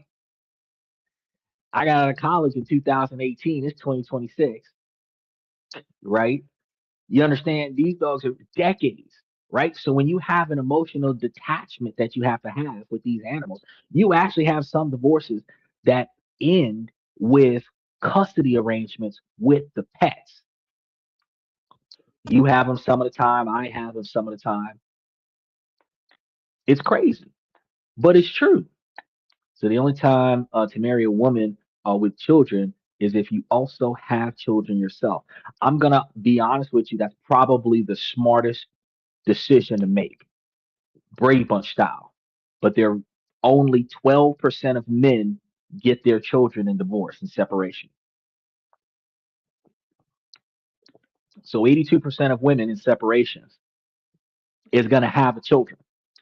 So the odds of a man having his own kids being so low puts the largest majority of women that have 3 kids or more with multiple baby daddies, never married or divorced at least once, higher than the number of men that have children, period. Not just single men that have custody of their children, the number of men that have children. Because all of the women that have kids with a man out of wedlock, the majority of the women keep the children. So if the man doesn't stay with the woman, the children stays with the woman, and the man has to go start a life somewhere else and make other kids somewhere else. So usually, a single man with no children is likely going to partner with a woman with children more often than he will partner with a woman without children. Because even though there's an increasing number of women that's not willing to have children or not willing to have children until she's after 35, which increases her likelihood of not having a child safely. The average 18 to 28-year old, 1 to 2 kids, and closer to 30 years old, 35 years old, 3 kids. And usually, because of the financial economics of our society, the more kids she has, the less likely she's going to be willing to have another kid, unless you're like Nick Cannon, where you've got enough money to pay for 30 kids. You're not likely going to be able to afford a fourth or fifth child. So if she's already got 2 or 3 of them, she's done. Shops closed on this one. So, and these are going to be factors as to why men are less likely to want to date a woman with children. Now, I have no problem with dating women with children personally, but we also as men have another stigma that we have to deal with. It is safer for the man who's dating a woman with children to date a woman with boy children because women are very, very, I don't know how to describe it, cruel to men, where men are always stigmatized as some type of creepy, perverted, whatever, whatever. So if she's got a daughter, 8, 9, 13, 15, God forbid, 15, 16, 17 years old, he cannot formulate a positive connection with that child as a parental figure without being stigmatized by society as grooming her in an inappropriate fashion. And all it takes is for a false claim to put that man in prison. It is safer for the man to date a single woman with boys than it is for the man to date a single woman with girls.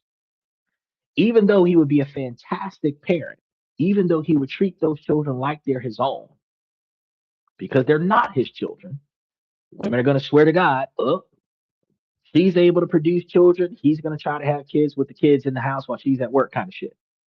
That's not the mentality of the majority of men, but that's how women are going to treat the majority of men.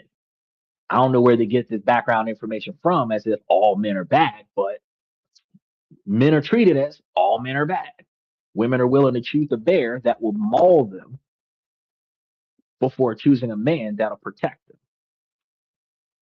And I don't understand why they have so much trauma in society that hasn't been rectified in therapy. Trader says the state substitutes for Nick Cannon in most cases. That's not true. Nick Cannon make enough money. Nick Cannon paying child support for all of his kids. He got like 13, 14 kids right now. Nick Cannon paid for all his kids. There is no he make too much money to not pay for all of his kids. He's a multi-billionaire. He makes too much money not to pay for all his kids. Matter of fact, with the quantity of money Nick Cannon's sitting on, he ain't got no problem with giving each one of his baby mamas $50,000 a year and still not be broke. But if he giving one of his baby mamas $50,000 a year for childcare, she don't gotta work.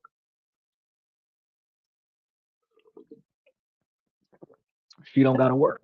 She can work and live a better lifestyle because if he's giving her $50,000 a year for child support and she's got a $50,000 a year job, she can live an $80,000 or $90,000 a year lifestyle with some kids and not there's more money in the house than what she could ever think about what to do with. And she ain't living in the hood, so there's no complaints there. And that's one of the reasons why he can have 14, 15, 18 baby mamas because who's gonna bitch? She can quit her job and retire off of being a mother till the child is 18.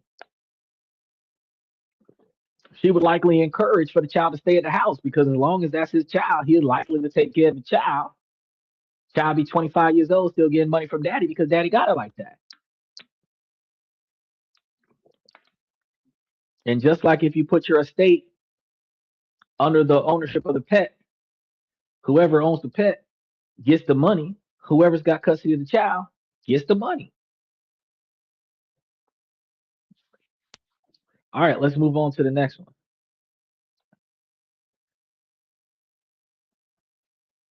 Me and my ex were in a very good relationship for 4 years. We were each other's firsts. He truly was the person I was experiencing life with, and I loved the idea of building a life with him. However, because of college and his sport, he stopped prioritizing me. I also caught him doing sneaky stuff like deleting texts but never found proof of him actually cheating. We broke up because I couldn't take it anymore and he preferred to break up rather than to change. 2 months after the breakup I met a guy and hooked up. Nothing serious, but we are still in contact. We live in different cities. However, my ex started texting me saying he finally realized how much I was doing for him and how he wants to be better. He repeated how he's only ever been with me and how much he misses me. A part of me obviously misses him too and always wished to hear this, but I know if I tell him what I did he will never forgive me. I feel like even if we try it again it would never be the same, right? I've been telling him I don't want to get back together. I just don't think it's fair for him, but I'll also never tell him. Okay, first let's answer his question. Then we're gonna go in on her. He says, how do single mothers survive before the welfare state existed. Um, I don't have the data to explicitly explain that, but from a hypothetical perspective, before the welfare system started, women would have had to either go back home and live with family and have their family take care of her and a child. Back in those days in the 40s and 50s and 60s, when um, women didn't have as much freedom to work as they do now. Those women that did have jobs would likely leave their children with family members to babysit the child so that the mother could go and work full-time jobs to make the money to pay for the standard of living of the child. The welfare system was probably a lot more strict back in the day in comparison to what it is now. So she still had the alimony from divorce and also the child support from divorce because there were more marriages back in the day than unwed children back in the day. There's more unwed children today than there are marriages. So there's less um, knowing who the father is to seek child support today in comparison to knowing who the father was. We just got a divorce back in the day. Um, so outside of the alimony, the child support, living with family, working a full-time job, those are the legitimate options that I believe would have been the first fallbacks before government stepped in. And because those options weren't enough, the government stepped in and provided subsidies, especially in situations where she either didn't know who the father was or didn't know how to get in contact with the father after she got pregnant and he was gone. Like somebody flew in for the weekend, got pregnant, whatever. Now, the alternative is adult freelance work, where the girls are doing things that are unethical in order to make fast cash. Nightclubs, strip clubs, bottle girls, this, that, and the third, truck stops, and everything to that effect to make fast cash. Those are the options that were out there in the past. Those are the options that are out here today. And the only reason why, special shout out to OG Kicks, it is the way it is today is because it used to be that way in a less structured fashion before technology came out. It is a more or less Jerry Springer show today. Um, Jerry Springer was back in the day, the women were out there just getting pregnant with everybody and not knowing who the baby daddy was because they had more partners in a short period of time than they had uh, pregnancies. So you might have had probably 10, 20, 30 partners in the duration of time that the child was conceived, and any one of them could have been the father's situation. That's where Jerry Springer came from. We had that in the 80s and 90s, the early 2000s. But that was in a generation where we had babies having babies. I don't know why we call the baby boomers the generation before all the children came out, because we had in the 60s and 70s, we had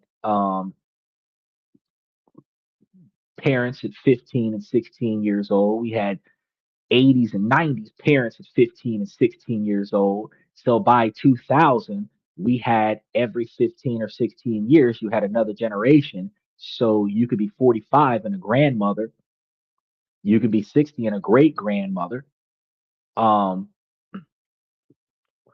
you could be, 75 and a great great grandmother, right? Um, which is wild. But these days, one, we have less women having children because they're more abortion ready, Plan B ready, birth control ready, O-ring, all of this other stuff ready. So we have less children being born because the women are killing the kids so that they don't have that responsibility. They're not having less sex. They're actually having more sex. They're just killing the kid before the kid becomes a burden on them. Now, that's, to answer your question, going to lead to less Jerry Springer show today. Because back in the day, people would get pregnant and don't know what to do because they were going to have to give birth to the child and they had two options: give it up for adoption or figure out a way to take care of it. As of late, it's more to the magnitude of kill them off. That's it. It doesn't matter if I can afford to take care of myself or not. If I kill off the child before it messes up my figure, I can keep doing what I was doing last week. And you have some women that can have an abortion multiple times a year. There was supposed to be a limit to how often they get an abortion, but after the third or fourth one, typically it negatively impacts their health in a way where they may less likely be capable of having children in the future. But the first and second abortion that women have with no problem, because they were raised off of the moral compass that that's not a bad thing, and they're raised off of their body, their choice to justify murder. And then women don't want to call it murder, but that's what it is. If a stranger takes out a pregnant woman, he gets charged for two deaths because the child inside of the woman before conception without a birth certificate is counted as an existing life. But the wild part is that when the woman decides to do something negative and kill off the exact same child, it's justifiable. If the child is counted as a crime when the mother is taken out while pregnant, then the child should be considered a crime when the mother takes out the child in an abortion. That's just my universal expectation for the child. It can't be considered a living being when a criminal does something to the child, but then not considered a living being when the mother carrying the child does something to the child. That's not uniform. So to answer your question, no, it's less Jerry Springer today. It's more Jerry Springer because we have more relationship chaos. We have more situationships. We have family members cheating with our spouse. We have more children out of wedlock now than what we had back in the day. We have more of a swingers culture right now than what we have back in the day.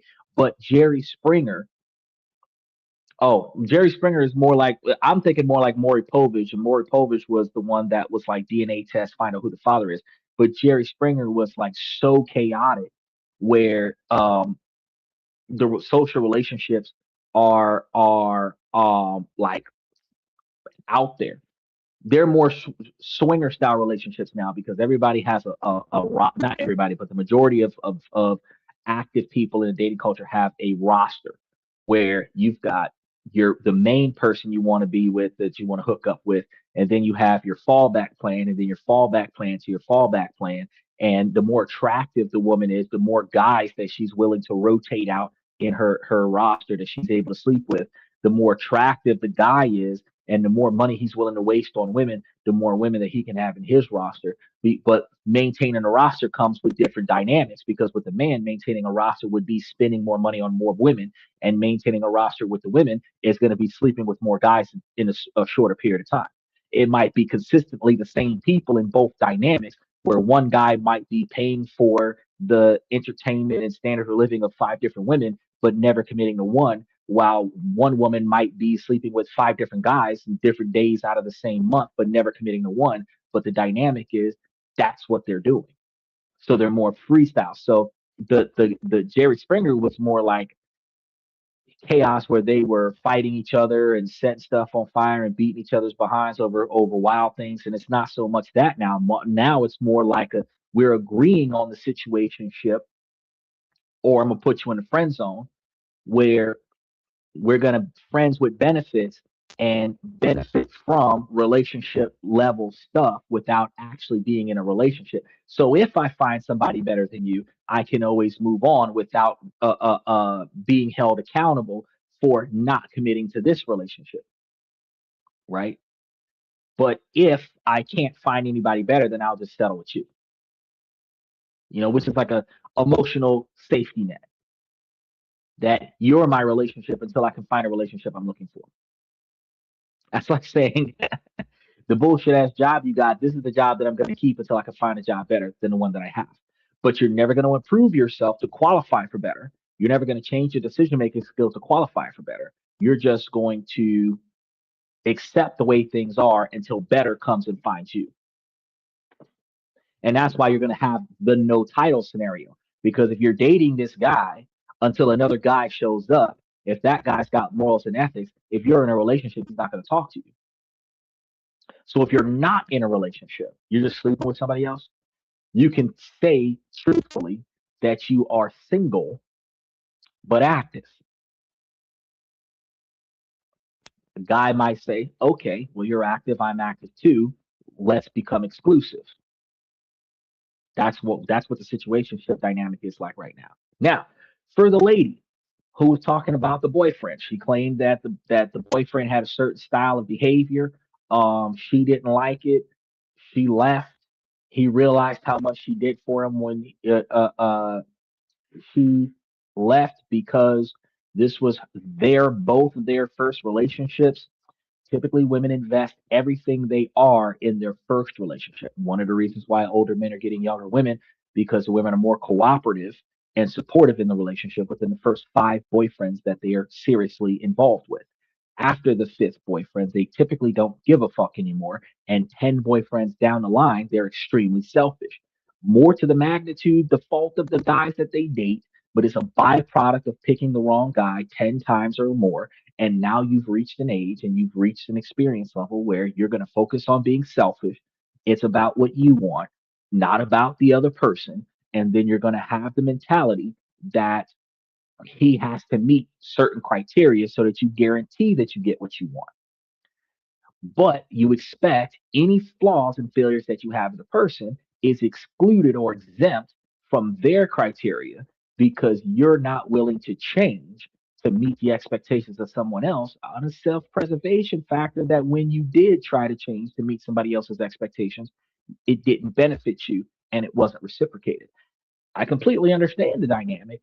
It's just the fact that you're using trauma as a shield for your new relationship. You're letting your past dictate your future, and your future doesn't want your past trauma. And without that trauma being dispelled and worked through, your future relationship will not survive. And you're likely to find yourself either single or in another bad relationship, because in order for this person to accept you with your unresolved issues, your new partner would have to then work through your unresolved issues. And that typically causes your new partner to build resentment, because you're blaming your new partner for stuff that happened before y'all got together. And your new partner is going to end up defaulting in a relationship because they're actually being punished for a past that they were never involved in. Now, the magnitude of her saying that she doesn't want to get back with him because she slept with somebody else, I want to touch base on that. Um, because the issue is, in order for her to, because women are picky, men are not picky. Men will sleep with another woman because she has a pulse. She doesn't have to be very attractive, she just has to be willing, right? um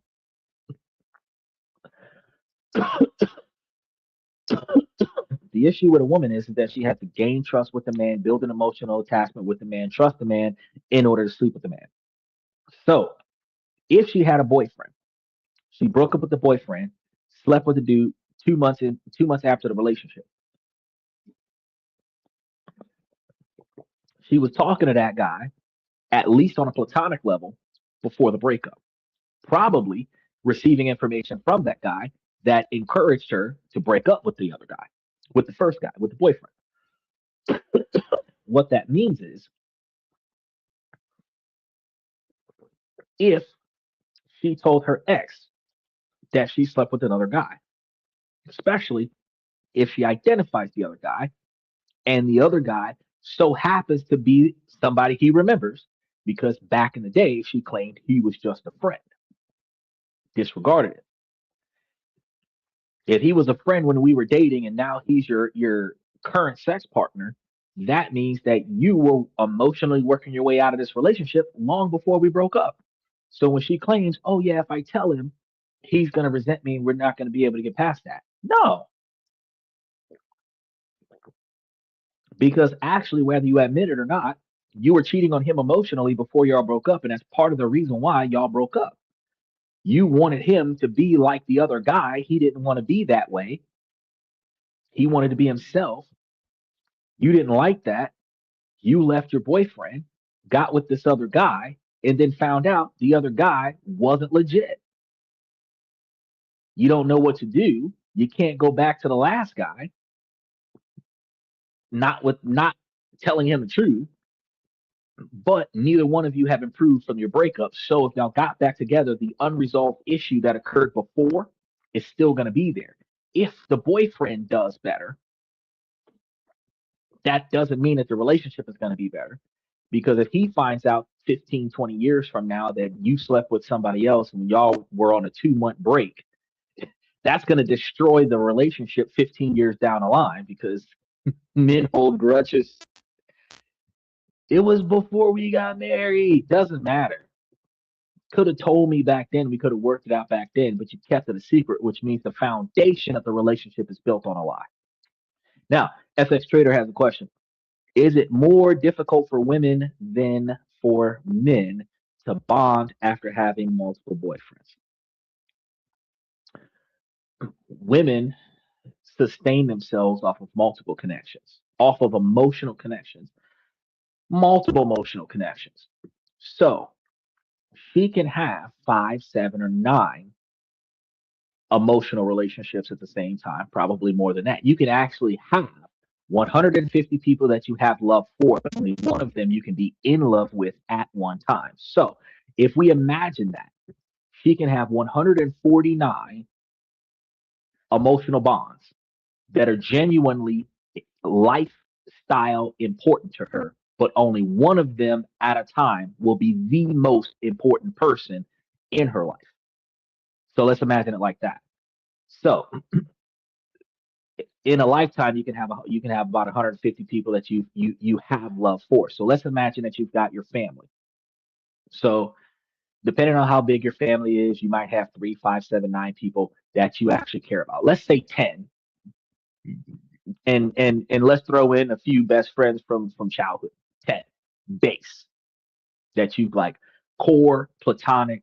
I love these people. I put my life down for them. I put my freedom down for them. I go to jail for them. I commit crimes for them. 10. That means that you have about 140 romantic partners that you could potentially get involved with in a lifetime, right? Now, the average person is not living to be 100 years old. We're looking at about 80 people. So you should have approximately 3 people per year that you can have that strong bond with. Doesn't matter if they come and go. What matters is you can add about 3 people per year to having the same level of love and connection that you have with your father, your mother, your sister, your brother, your aunt, your uncle, your auntie, your grandma, your grandfather, your niece, your nephew, your 3 cousins. See what I'm saying? So if you can add 3 people a year on average to your stock,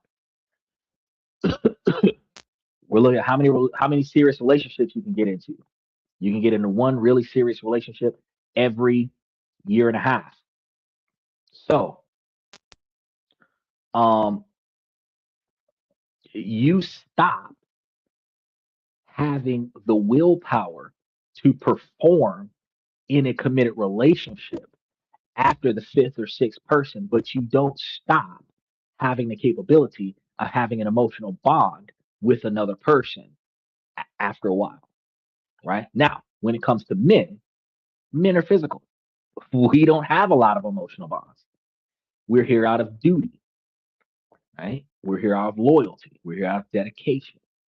So there, even though the statistics are still there, where a man can fall in love or have strong love for 150 different people at the same time, men are more physical. So a man will have a physical bond with another person, more often than he will have an emotional bond. But he can bromance it up. He can have a few dozen male friends, but very few men have 10, 20, 30 male friends.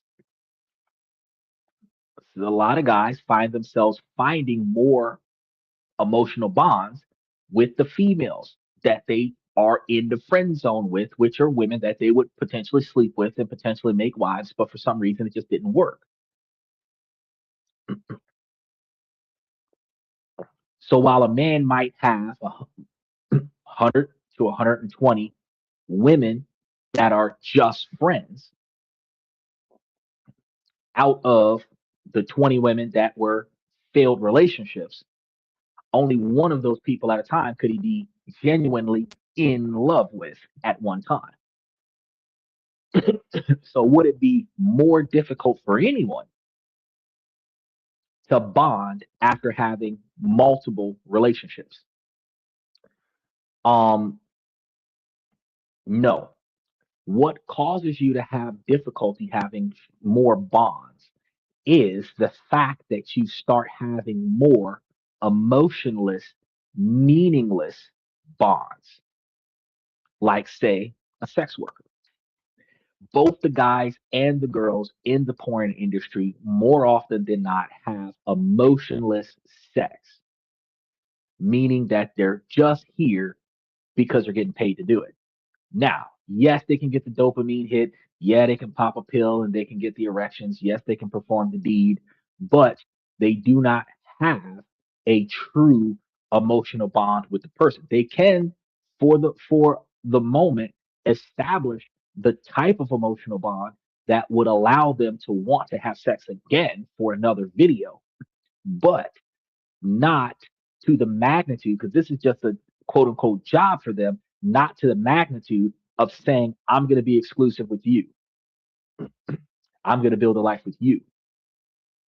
They might have 8, 10, 12 partners in one video. They might have one partner at a time and 400 videos. You only can be in love with 150 people over the course of a lifetime. You've had 400 partners, 800 partners, 1,005 partners, 4,000 partners. You're not in love with all of them. The largest majority of them were meaningless. So it'll be harder when you're having meaningless sex to be able to identify and establish meaningful bonds, because you're not going to be able to deter or transition from the observation and identity of lust versus love, because the feeling is the same. It is perceivably the same. Wanting to smash gives you the same dopamine hit as wanting to spend the rest of your life with this person. So when you smash on a regular basis, more often than you pay attention to how you feel about the person, once you have gotten what you came for, which is to smash, you then can recognize if you still feel the same way about that person. If you smash 3 times, 5 times, you've been smashing for 3 months. After that, if you're used to smashing this person, but you still don't want to go nowhere, then you want to call it love. That's why they call it the honeymoon phase. Because for the first few months, the lust overwhelms everything else. There might be emotion in there, but the lust overwhelms everything else. But once you get used to this person being around, the lust is not the core driver of us staying together. We hook up the first time. If the sex was good, we're gonna keep having the sex, right? But after a while, you start recognizing, after we finish sex or before we finish sex, we still got 23 hours a day that we're supposed to be around one another. Or if we're at work for 10 hours a day, we still got 13 hours a day that we're going to be around one another. And if you get on my fucking nerves, I don't even want to have sex with you now. See what I'm saying? So that's going to be what causes more issues in the relationship going forward than having too many frequent sex partners. Can a retired sex worker actually be genuinely in love with you? Yes. Can a retired OnlyFans girl genuinely be in love with you? Yes. But would you really know if they're being genuine since they have been good at pretending for 2,000 other partners? You would never know. They could be with you for the money, or they could be with you for the convenience. They could be with you as a fallback plan because since their reputation has been destroyed by society, if you're the only person willing to accept them and they're looking for that companionship after retirement, they will take what they can get if they don't want to be alone. So are they with you out of convenience or necessity, or are they with you because they want you specifically? You will never know until you stop being convenient. That's when you know. When times is tough and they're bailing you out of a bad situation, if they're your ride or die person, that's when you know that they're there for you, not your stuff, not for convenience, not for necessity. But as long as they've got the free ride, as long as things are easy, as long as they don't have to perform much, you'll never know. But you shouldn't put your life in a destitute position to test them to see if their loyalty will last. Trader says, is it true that statistically the honeymoon phase only lasts about 2 years? Honeymoon phase only lasts 90 days. No relationship has a honeymoon phase of 2 years. It is 90 days is considered the honeymoon phase. The first 90 days of the relationship, you ignore all the red flags. The first 3 months of the relationship, you ignore all the red flags. After that, you start setting ground rules. 6 months of that, y'all are working it out, whether you're arguing, bickering, or working together. In the failed relationships, you guys are like arguing over those ground rules because you start setting your non-negotiable expectations. You start getting pushback. You start negotiating. You start trying to work it out. This will give you a total of 9 months of a relationship. Somewhere in here, you guys start saying, fuck it. Usually the women start trying to find a way out of the relationship. And until they find a way out of the relationship, y'all are kind of stagnant the next 3 months. You're just kind of going through the motions in a relationship now.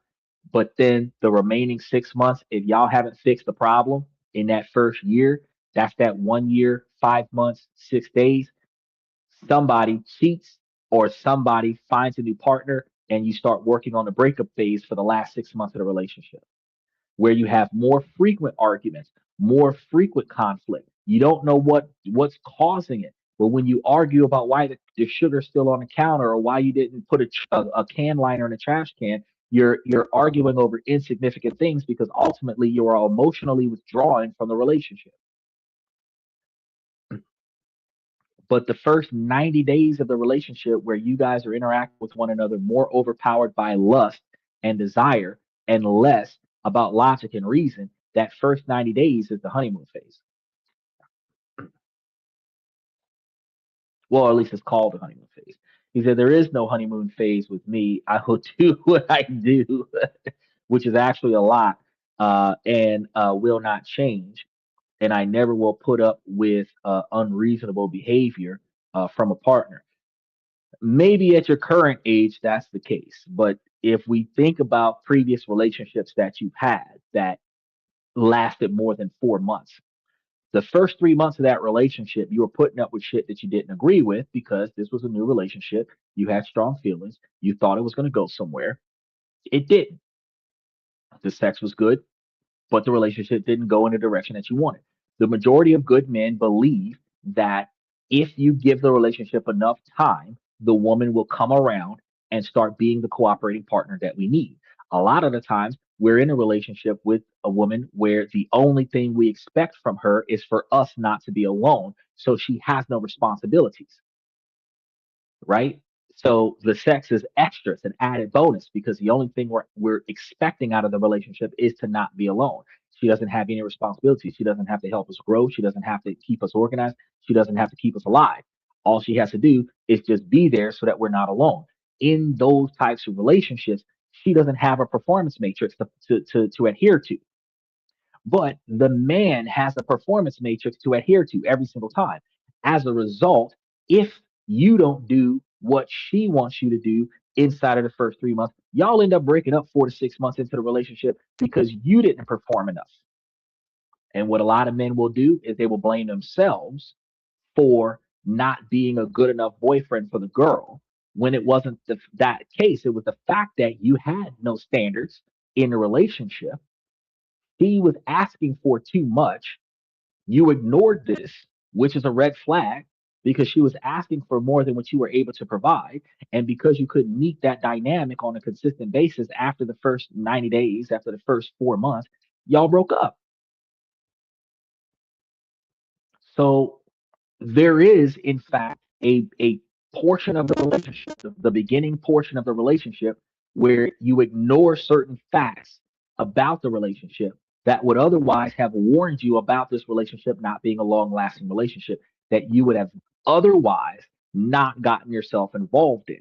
Now, if we look back at a lot of the relationships that we got involved in, we weigh the odds of the emotional distress that we went through versus the good sex that we had. Some would decide I wouldn't change a thing.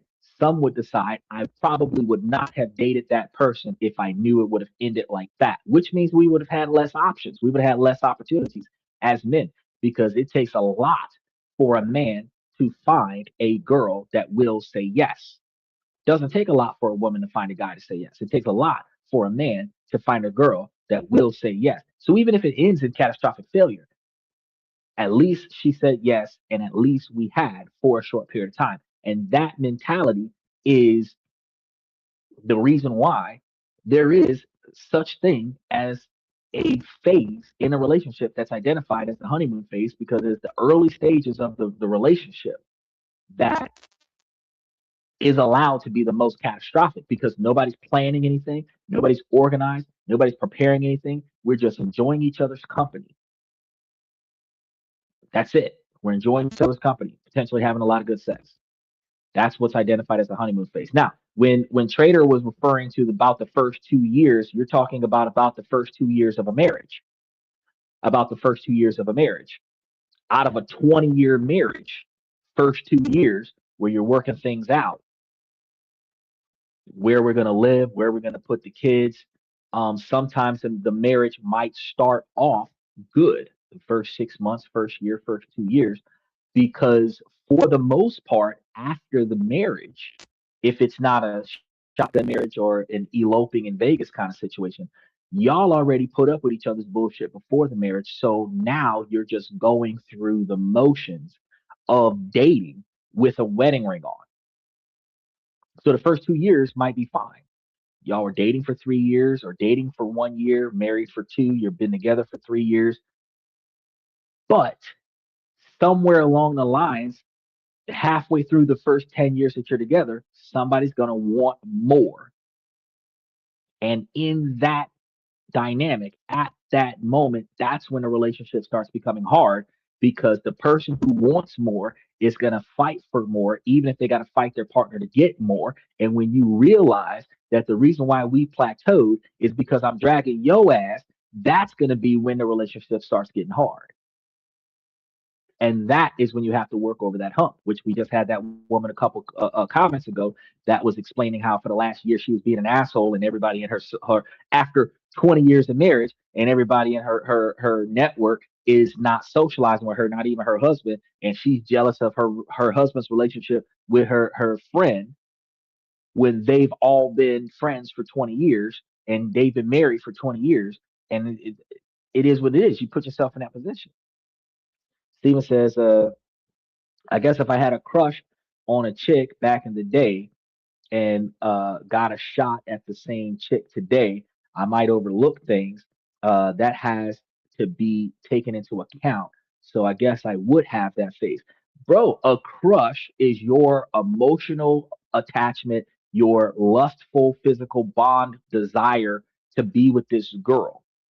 And during the time of your crush, her unreciprocated feelings for you is you allowing her to reject you, still have strong feelings for her and not do anything about that.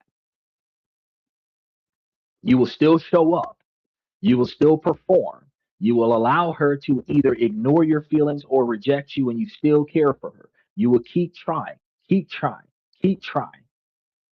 Now, at your current age, you're not going to put up with more than one rejection from the same person. If she don't look interested, you're not even going to try. If you try and she gives you a no one time, you're like, fuck it, I'm out. Because you have built resistance to the rejection. You have built self-preservation from the rejection. But those crushes, because denial comes out in a lot of different ways. And before we acknowledge that we allowed ourselves to be played by a fool, we will downplay the scenario that we were involved in. And we might call them crushes. But when you had love for another person, or if you really just wanted to smash this person, the feeling is going to be the same, but she didn't reciprocate. That's why it's a crush. Your feelings were either not projected to her, so she didn't know, or they were projected to her and she didn't care. You never have a crush with your girlfriend. You never have a crush with your wife because the feelings are reciprocated. A crush is unreciprocated feelings. And if you had that crush for 6 months, if you had that crush for a year because you were back in high school or middle school or whatever the case may be, you had that crush in the 5th grade, you had that crush in the 9th grade, you had that crush in the 10th grade, you wanted that person and you just didn't know how to tell them, or you wanted that person and they just never gave you a response, or you wanted that person and that person just never said yes. But that person had a relationship with this guy, relationship with that guy over there. You might have had a crush on her, but she had a boyfriend at the time. You found out next semester that she has a new boyfriend, but you got skipped over. Like all of these scenarios are scenarios where you were in a situation where all the signs were there that this wasn't going to work for you, but you lingered, hoping that it would. As an adult, the first 90 days of you involving yourself with somebody, that typically that's when that happens. And we consider that as a honeymoon phase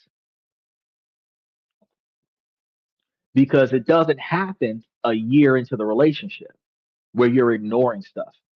You pay more attention to detail after the first 3 months of the relationship. The older you get, the more you pay attention to detail, but you start paying more attention to detail once you've had consistency. Consistency is the baseline. If you're dating a girl that used to cook at the beginning of the relationship and stuff like that, and she don't cook no more, you start thinking about, well, what the fuck happened? I used to get home cooked meals and now I don't. Comparing the baseline. Something happened where this one argument happened, and after that she stopped. Then you go over and be like, hey, well, what happened? Why are you no longer doing X, Y, and Z? That's when the excuses start rolling out. But it's because we have to establish a baseline. And it usually takes the statistical average is that it takes a relationship about 90 days to establish a baseline. But during that 90 days, there are no rules. That's a problem on both sides. There are no rules because the only thing that the men are chasing is the sex. And the only thing the women are trying to secure is the financial security. So as long as he keeps paying for things, she's got the financial security. And as soon as she says yes, he starts getting consistent sex partner. It's a relationship of convenience, but we're not paying attention to your pet peeves, my pet peeves, your bad habits, my bad habits. We're not paying attention to none of that, but once we start becoming dedicated to one another, once 6 months into the relationship, we start talking about moving in together, and then you leaving your dirty socks on top of the PlayStation starts becoming a problem. That's when we start working out the stuff that we ignored because in the beginning of the relationship, she was at your house and the dirty socks wasn't on the PlayStation. The dirty socks were just somewhere because she had nowhere to put her stuff in your house because she didn't belong there. So if her stuff was all over the floor, you would assume that's your fault because you took her clothes off of her. But when y'all live together and her dirty socks are on top of your PlayStation, you come to find out that's just how she is. And you're like, oh shit. It wasn't circumstance. that she was leaving her stuff all over the place. It's because she's a slob, is why she's leaving stuff all over the place. That red flag was there from the beginning. You just didn't see it, right? Because the red flags are things that just doesn't work for you. A red flag doesn't have to be her being a hoe. A red flag doesn't have to be her being a gold digger. A red flag could be that she's disorganized and you're organized. A red flag could be that she takes a shower once a week when you take a shower every day. A red flag could be that she spends 4 hours a day putting on her makeup and you get ready in 5 minutes and she's never ready and you got to wait 3 hours and y'all are always late and you don't like to be late.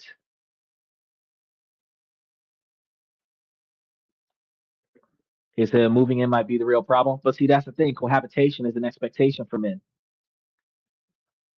In our pack mentality, everybody that is involved in our pack is supposed to be in our house. Outside of our social network, our pack, our girlfriend, our wife, our baby mama on the side should all be in the same location where we can easily access them. People don't agree with this a lot of the times, but the truth of the matter is that when have you seen the King of the Lions somewhere away from the pack? When have you seen the leader of the wolf pack somewhere away from the pack? Everybody that is under the authority of the leader of the pack is in the same place.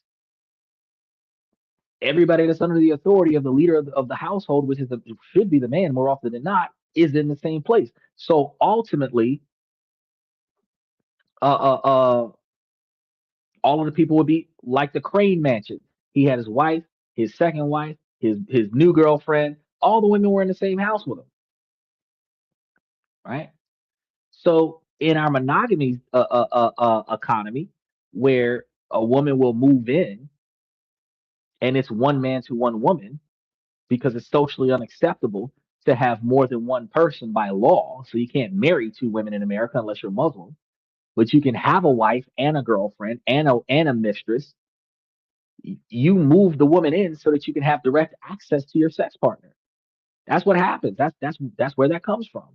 She moves in so that you can start taking over her financial responsibilities because it's easier for you to pay for one place than it is for you to pay for two because you're broke. So, since it's easier for you to pay for one place, she'll move in to secure her financial stability because now you're paying for the place that you was paying for before she got there. She just has less to pay for. You now have direct access to your sex partner because you're always in the same place when you're not at work. Convenience. He says Nick Cannon moving them in. Each one of the women that Nick Cannon sleeps with has the house and Nick Cannon's paid for. So it's still the same dynamic. Even though he might have different women in different states because he travels the country, the fact is that each one of the women that he has a house that he controls that he can go over there and smash those women because they have that understanding. Now, an ex who no longer affiliates with him, like Mariah Carey, might not be part of the collective, but any woman that was a social interaction, baby came out as a result, has no problem with him sliding back through and sliding in that while he's coming to visit the kids.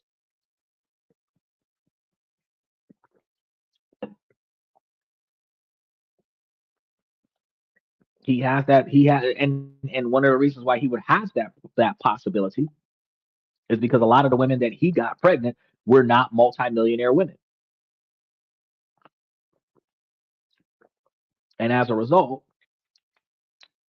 him being a multimillionaire man can bring each one of those women's standard of living up above what they would have been had they not gotten with him. Each one of those women would not have an objection to him coming back around because it was a fling that led to a child that he's paying for her whole standard of living as a result of that child.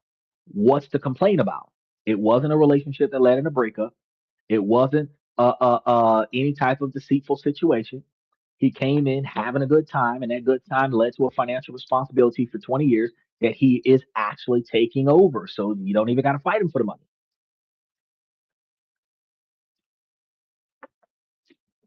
When you don't got bad blood, you got 14 baby mamas, you got 14 sex partners. You can go back over there and sleep with any one of them. Because what do you care what they do when you're not there, as long as your children aren't being mistreated. Now, let's go ahead and touch base with the next one. Ooh, 2 hours. We got a bit of time.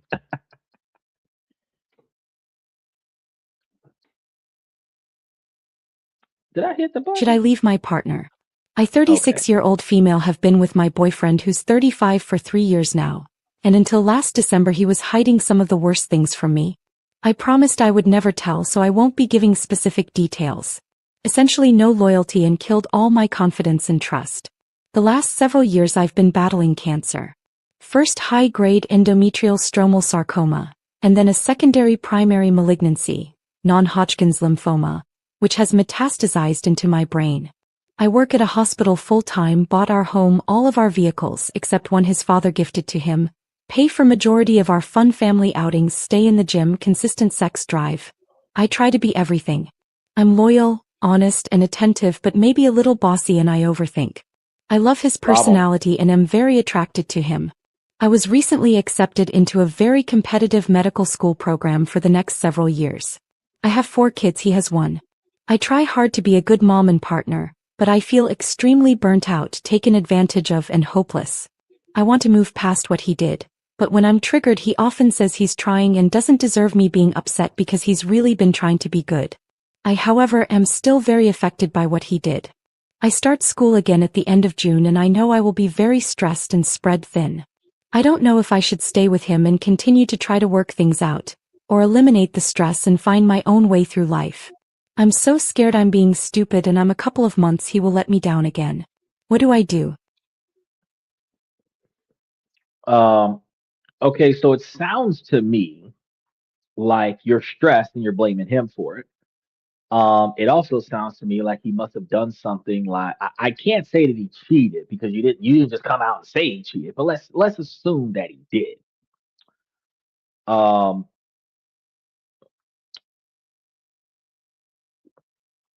what do you do about that? Well, if you have, he's got 1 kid, you've got 4 kids. Um, and you're saying that he's not loyal, so that means that he must have at least had an emotional bond with somebody that you didn't like because you're not available. You're busy. Between your healthcare treatment and your full-time job, and all of the kids, you don't have time for your husband. Now, you expect him to give you his undivided attention whenever you're available, but you're not really available. You're telling us that you're going to have an upcoming responsibility that's going to have you spread excessively thin. Now, the funny thing about that is that you are claiming to quote unquote do away with the stress as if he is the only thing that is stressing you out in your life. You have a lot of stress in your life because you're dealing with cancer and you've got this full-time job at the hospital. And it looks like you have a new position that's going to give you a larger workload and you still got to be a mother to your 4 kids that's probably got 4 different baby daddies. I think that one, you've already admitted to being a bitch because you've admitted to being bossy to your boyfriend, and that's not good in your relationship because there should be only one leader in a relationship. And if the leader of the relationship is going to be the woman, she is not supposed to dominate her husband. She's supposed to utilize him as the partner that she would have been utilized as because women don't want a man to be bossy to her. So the difference between administering instructions for aid in accomplishing goals, there should not be a dominating factor where you're typically forcing him to sit, stay, and beg like a dog because you wouldn't want to be treated that way in your relationship. So, from what I'm seeing, from what I'm hearing, you have a lot of emotional issues in your relationship that your husband or boyfriend's needs are not being met effectively and his performance is not meeting your expectations effectively, and while he's trying to perform better for your expectations, you're not providing him through the resentment that you harbor any uh uh uh emotional stability that would quote unquote keep him being good. Now, the problem with that is that if he still has this void that's not being met in his relationship, eventually he's going to fill that void somewhere else again, where you're going to again blame him for stepping outside of the relationship to find fulfillment because you don't have enough time between your health and your career to fulfill him in a relationship. Now, do I recommend breaking up with him? Not necessarily. But if you can't find time to improve your interactions with your boyfriend, then you need to find time to sit down with him and break up because you don't have the effort to put into the relationship. That would be my observation there.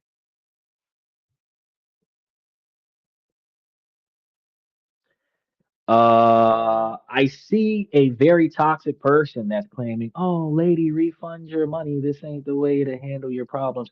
Well, how would you handle your problems? How would you handle having a very high demanding health issue and then a very high demanding career and then being parents, co-parenting a relationship where some children are yours, some children are not yours, and your partner is not performing the way you would want them to perform? How would you handle that? Because my recommendation is that you would work it out with them or just leave the situation because you don't have the ability to invest in the relationship the way the relationship needs investing. So you're claiming that this isn't the way to handle the problem. What better way do you have to handle the problem? Because if you say just up and leave, then you just reinforce what I said. If you say work it out, then you reinforce what I said because I said try to work it out with them. But if they're not going to work it out, where she's the one with the complainant must work it out because if the complainant doesn't work it out, then it doesn't work, right? And I've talked about this on the podcast plenty of times. The person with the complaint has the biggest problem, and the person with the complaint has to put effort into resolving the complaint. Otherwise, there will not be any change. So if that's not how you handle it, how do you handle it? And while this troller thinks about another way to comment in the comment section, ultimately we'll continue with the observation that true to life, there is no reason to get a refund because nobody's paid for this information. This information came out for free. And then, secondly, that's exactly how you handle a relationship. You communicate with your partner, you communicate your discontent, but then you also recognize that it takes two of you to work out a relationship. And since it takes two of you to work out a relationship, you both have to put in effort to have the improvement. So if he's not doing what I want him to do, I'm going to have to change and improve too because there's a reason why he's not doing what I want him to do. Either I'm asking too much from him or I am doing something that is compelling him to not perform as much. Because if you are mistreating your partner, they may psychologically and emotionally shut down because they don't like the way they're being treated. You notice that they shut down. You're not satisfied with their performance. You start complaining about their lack of performance, but their lack of performance could be a byproduct to your behavior. So, do you just do as this person is claiming and just put your foot down and demand them to do better? Or do you find out why they're not performing the way you expect them to perform? I would suggest that you would find out why they're not performing the way you expect them to perform. Either it's not inside of their capabilities or they've been encouraged not to. Ah, here's the irresponsible response. I'm going to put this up there on the screen. Is she's financially independent. She takes care of everything. She's in 90-10 effort dynamic. Read what he says again. Okay, so let's look at the 90-10 dynamic from the perspective of the woman taking care of all the responsibilities. Now, I love the way you threw this in here. This is phenomenal. And the reason why this is phenomenal because the largest majority of society has the man doing the 90-10 work, and all the women will say that this type of behavior would be fair. So since the woman is doing 90% of the work and the man is doing 10% of the work, why wouldn't it be the responsibility of the woman to cooperate with the man and work out with the man what's not getting done, where they can redistribute the responsibilities in a relationship so that she has a lighter workload if her feeling is that she's being overwhelmed in the relationship because she has too many tasks to perform. She couldn't offset some of those tasks onto her partner who doesn't have as many tasks. which is the same thing that would have happened in a relationship where the man is doing 90% of the workload and the woman's doing 10% of the workload. And usually all the women do is just sleep with the man and just sit there. And the man is taking care of all the responsibilities. Wouldn't the man offset some of those responsibilities off onto the woman to bring that from being 90-10 more to like a 60-40 situation that still requires the same communication and it still requires the same level of effort in changing the way you do things with your partner. So instead of allowing them to do less and then resenting them because they're not doing enough, you negotiate with them for them to do more. And then you put that responsibility on their plate by not doing that anymore. And if they're not going to carry the weight, if they're choosing not to carry the weight, then you have to reevaluate your relationship and determine that I don't have enough effort for all of this and then walk away from it. But if you're not going to put the effort in, and you're not going to communicate and you're not going to change the responsibility distribution, you're unwilling to work out your complaint. So he says, LM, you bum. Oh, well, here we go with the petty childish behavior. I never said what she should do beyond not listening to you. Exactly. So you're not trying to help anybody. You're just trolling the podcast. And I wouldn't be a bum just because you don't like what I say, because you got triggered 2 hours and 20 minutes into my podcast when I'm telling people how they can improve their relationships by changing their decision making skills. And then you're saying, don't listen to me. Don't change your decision making skills. Don't communicate with your partner. Don't renegotiate and redistribute the workload so that you're not overworked. Don't listen to me. I'm wrong. So how do you fix it if that's the case? I got one more of these, and then we're going to see exactly if you're going to actually put any information in here. So you come with real talk, how long you've been married, buddy. So you don't have a response for that because you asked me how long have I been married, and which does not change the fact that I'm married 20 years. Does that change what I just told you? I'm married 20 years. Does that change what I told you? Because if it doesn't change what I told you, then at the end of the day, you're just trolling the channel. You're just trolling the channel. So I'm married 20 years.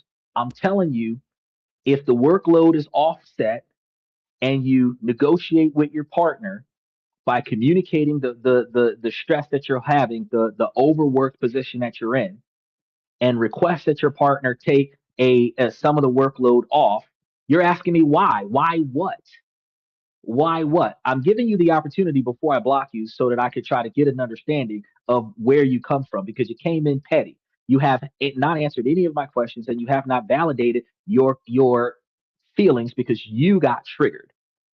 Because I said that a person that is unwilling to work out their relationship should either abandon that relationship or rethink their position. But if she's carrying the majority of the workload, which is the normal dynamic that men are responsible for, is carrying the largest majority of the workload in a relationship. If you feel like the distribution of effort is not reasonable enough, then communicate with your partner and reassess the situation. Now, you have not explained to me, you're saying that you're not triggered, but you are, because you stopped at this channel because I popped up on your For You page and you jumped in being petty. Soon as you called me a bum, you have to put up no facts on the channel. You're just claiming that I'm wrong because I hurt your feelings when you heard what I said on the channel. But you're not answering my question. You asked me how long have I been married? I told you 20 years. How does that make a difference with what I said?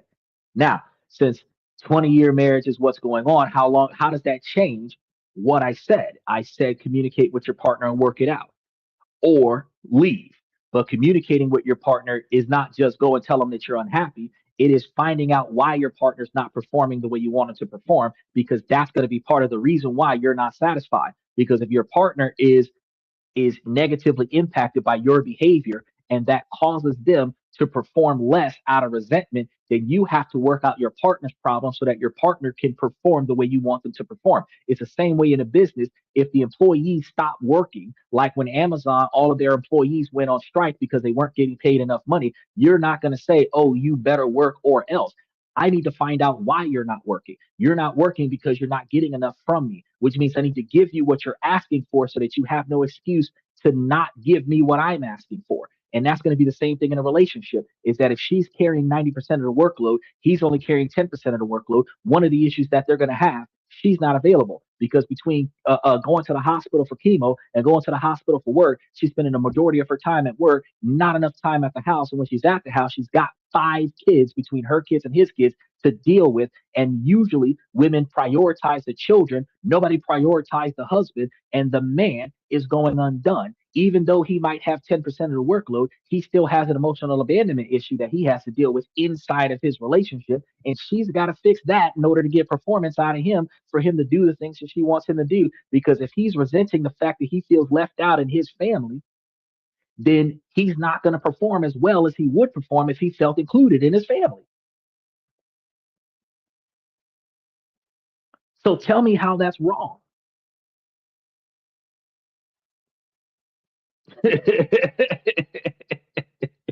Because if the roles were reversed, and let's say that the man was a doctor, let's say the man was a surgeon, and the man's on call at the hospital 6 days a week, 18 hours a day, always at work.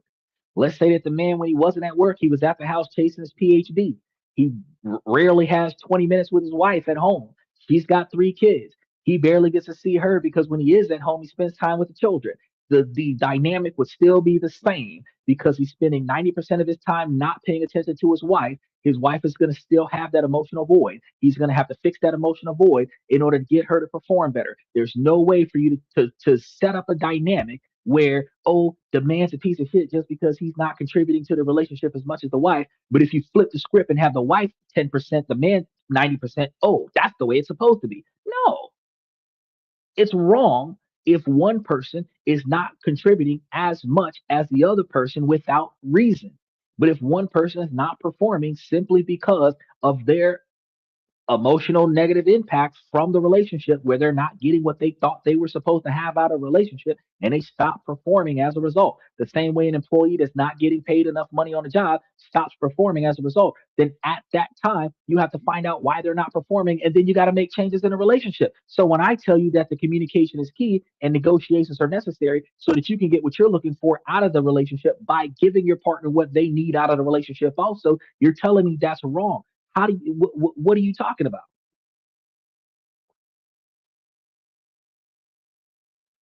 Okay, hold on. He says, look at you avoiding the fact you called her a vulgarity. I can call her a bitch all day long, or actually, I didn't call her a bitch. I said she was being a bitch, and that doesn't change anything. Because if you're being overbearing, if you're being a jackass in a relationship because you're mistreating your partner, she said she was overly bossy. She admitted that. You don't have to like the way I said what I said, but I'm not wrong about it. He said, that's why you got called a bum. So you're calling me a bum because you got triggered because I called the girl a bitch. Exactly. So you're acting on your emotions, but you have actually no validation for disagreeing with the fact that I said work out the relationship. He said, you're going nowhere fast. Can't spell that word. Okay. I appreciate you coming to the show. I just wanted to give you an opportunity before I did away with you. Um, People don't have to agree with me. I don't expect them to agree with everything that I have to say on the podcast, but I do expect you, when you do disagree with me, to justify your disagreement. If you don't like what I said because I hurt your feelings, then say that. But you can't tell me that I'm wrong simply because I hurt your feelings. And I hurt your feelings because I'm talking about how somebody else fucked up in their relationship, which got nothing to do with you because you flipped through the channel and you just fell into my channel. And now we're sitting over here having a conversation. This is a live podcast and we interact with everybody appropriately and respectfully. And at the end of the day, you don't have to have the same opinion as me for us to debate this on the channel. I did a 9 hour podcast with somebody else on the channel earlier this week because we were having an open discussion where he came in live. He clicked the link, he approved the mic, approved the camera, came in live, and we just started talking on the channel till like 9, 10 o'clock in the morning about all kind of stuff. And we did it with respect for one another. He didn't call me a bum. I didn't call him a bum. We didn't disrespect anybody. But there are times where people just don't know another way to get attention but to come onto the show and just try to chop away at the fact that they feelings is hurt. Look, when you jump on this channel and you got something to say what you got to say, but say what you got to say as it relates to the topic. Prove to me that communicating with this woman is not this woman communicating with her boyfriend or her husband is not the way to go. But I remember FX Trader said earlier in the show that people in relationships, a man with a child should get with a woman with a child. That's probably the only time that you get in those relationships. As you can see, even in that dynamic, it doesn't always work out. Women with children prioritize their own kids before they prioritize their new partner, and they're going to prioritize their own kid before they prioritize their new partner's kid. If she's got health issues, she's got to prioritize, because cancer is a big thing to deal with. She's got to prioritize her health issues before she prioritizes her kids. So it's going to be her health issues, her career, her kids, his kids, and then him. He's at the bottom of the stack. And that's if they don't have dogs. He's at the bottom of the stack. If she doesn't have time, by the time she gets to him, he doesn't have anything. Whatever he does do, it's not going to be enough. And this is going to be one of the reasons why a lot of men do not encourage men to date women that have advanced themselves in their careers, because $100,000, $200,000, $300,000 a year women are going to hold a man to a whole different narrative of responsibilities that she would otherwise have not performed for her husband if she was in his shoes. Women don't know how to lead a relationship in a healthy fashion. They feel like a dictatorship where bossing the other people around is the way to lead a household. But they would not want to be bossed around in their relationship if their boyfriend or their husband was the leader of the household. The dynamic has to be universal. Whoever is in that leadership responsibility is supposed to have a certain level of decision-making skills that is supposed to be respected and followed by the dependents under that leadership. But there is supposed to be a level of delicacy in the distribution of information. While may I and please and thank you might not be words included in the distribution of delegation, belittling and degrading is not going to be included in that either. But this woman was so frustrated that she wants to leave the relationship because she was overwhelmed with stress. He wasn't the core of her stress. Her cancer was the core of her stress. Multiple different kinds of cancer that was the core of her stress. So she's potentially dying with a deadline. Her career is going to be another portion of her stress, keeping other people from dying while she's dying slowly. The advancements in her career, which is new responsibilities that she's not sure that she can handle while she still has her old responsibilities while she's dying with cancer. This is 90% of her stress.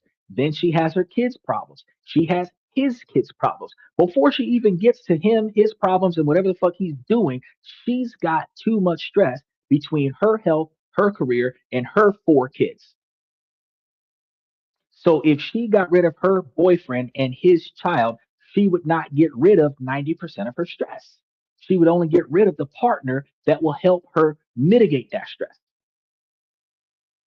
So when I say, yeah, she needs to stop being a bitch, I meant that shit. She needs to stop being a bitch and start cooperating with her partner and start putting more responsibility on him so that it's not 90-10. That way she has less stress on her plate. Getting rid of the extra person that can help you with your responsibilities doesn't relieve the stress. It makes it worse. But you negotiating, delegating, and cooperating with your partner would relieve the stress because you got less stuff to do. Right? So you got to think about that. All right, let's move on to the next one because we got a few more. I want to get through all of these today so we can get on a new set next week. I'm a 33 married to a man that is also 33. We've been together 11 years this year and married for 10. We have a 10-year-old son, 7-year-old son, and 3-year-old daughter for our children. Over the last 5 years, I've been the one handling every aspect of the home, the children, and the mental load, while working full-time. Resentment has been building up over this time period, but it's really been in the last year that I've felt like I'm done. The marital attraction on my end has been gone for the last year or so. and I have no desire for any form of intimacy. Now, a few weeks ago, he told me he's sorry for all the things that he's done wrong in the last few years. Specific situations were named, and I do believe the apology is genuine. He listed several things he plans to do differently from here on out, and I do appreciate the thought and hope that these changes occur. However, I don't really feel like I want to fix the marriage. I want him to be healthy, and I want him to improve himself as a father. But I just don't feel like I want to fix us.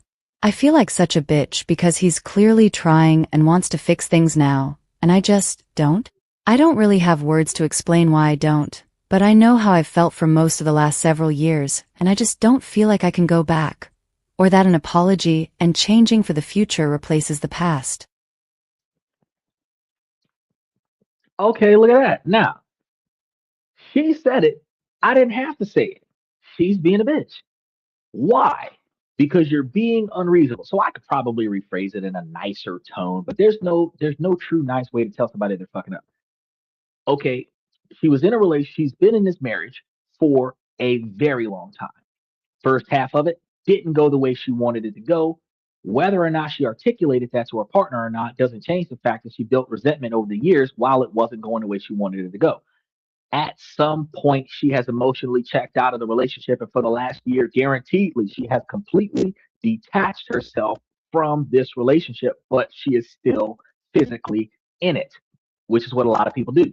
While she is emotionally detached from her partner, this is the moment where she can establish a new bond with somebody else. Whether or not she does is up to her. But because the resentment is there, she is unable and unwilling to allow for redemption. He cannot make up for what he did in the past or what she didn't like him doing in the past, even if he didn't do anything wrong in the past. If he's going to improve or make certain changements or adjustments since he recognizes the failures of his past ways, you can't change the past. And the past is not supposed to replace the future. The past is supposed to stay in the past. The future is supposed to be better than the past. But changing takes time. It takes 66 days to build a habit, and it takes twice as long to destroy a habit. So if he was doing things the way she would expect him not to do for 2 or 3 years in a relationship, it might take him a year and a half or 2 years to get it right. But you'll start seeing improvement, not drastic overnight change. You will start seeing improvement. You'll see better behavior. You'll see better anger management. You'll see better financial decisions. You'll see a better emotional involvement in a relationship. You'll see better attention. You'll see better encounters with you. But that stuff means nothing if you're not willing to keep the marriage going. And this is going to be a huge problem because as he starts showing improvement, he is going to be looking for the return on his extra investment. Meaning that you've checked out of the relationship, the relationship is emotionally dead, physically dead. He's going to try to rekindle this relationship. He's going to make changes. He's going to put in the effort and put in the performance to make the relationship better for you. Happy wife, happy life. Now, your responsibility is to acknowledge that and then check the boxes of reciprocation as he shows improvement. You show effort in accepting that improvement. Otherwise, your best bet would be to get a divorce because if and you get the divorce before the man tries because you don't want because what she's doing right now is she's lingering in a marriage that she doesn't want. And as he puts in all of this effort to save his marriage, she doesn't want the marriage. So he could put in 5 more years of effort. He could do drastic changes. He could be way better in 5 years than what he was the first 6 years of his marriage. 11 years in, and you're still going to get a divorce. But what's probably going to happen is she's going to find somebody else. She's going to be in an emotional relationship with that person. Her husband might not find out about it. And if he doesn't find out about it, when she is emotionally ready to move on from this relationship and she has an exit plan where she can move in with her new boyfriend, that's when she's going to file for divorce. All the effort that her husband put into the relationship is going to be wasted effort because she wants out and she has not started looking for a way out. Now, that is a problem. Instead of wasting the man's effort, if you don't care if he improves, you want out regardless. Now is the time to tell your husband to go ahead and give you the divorce.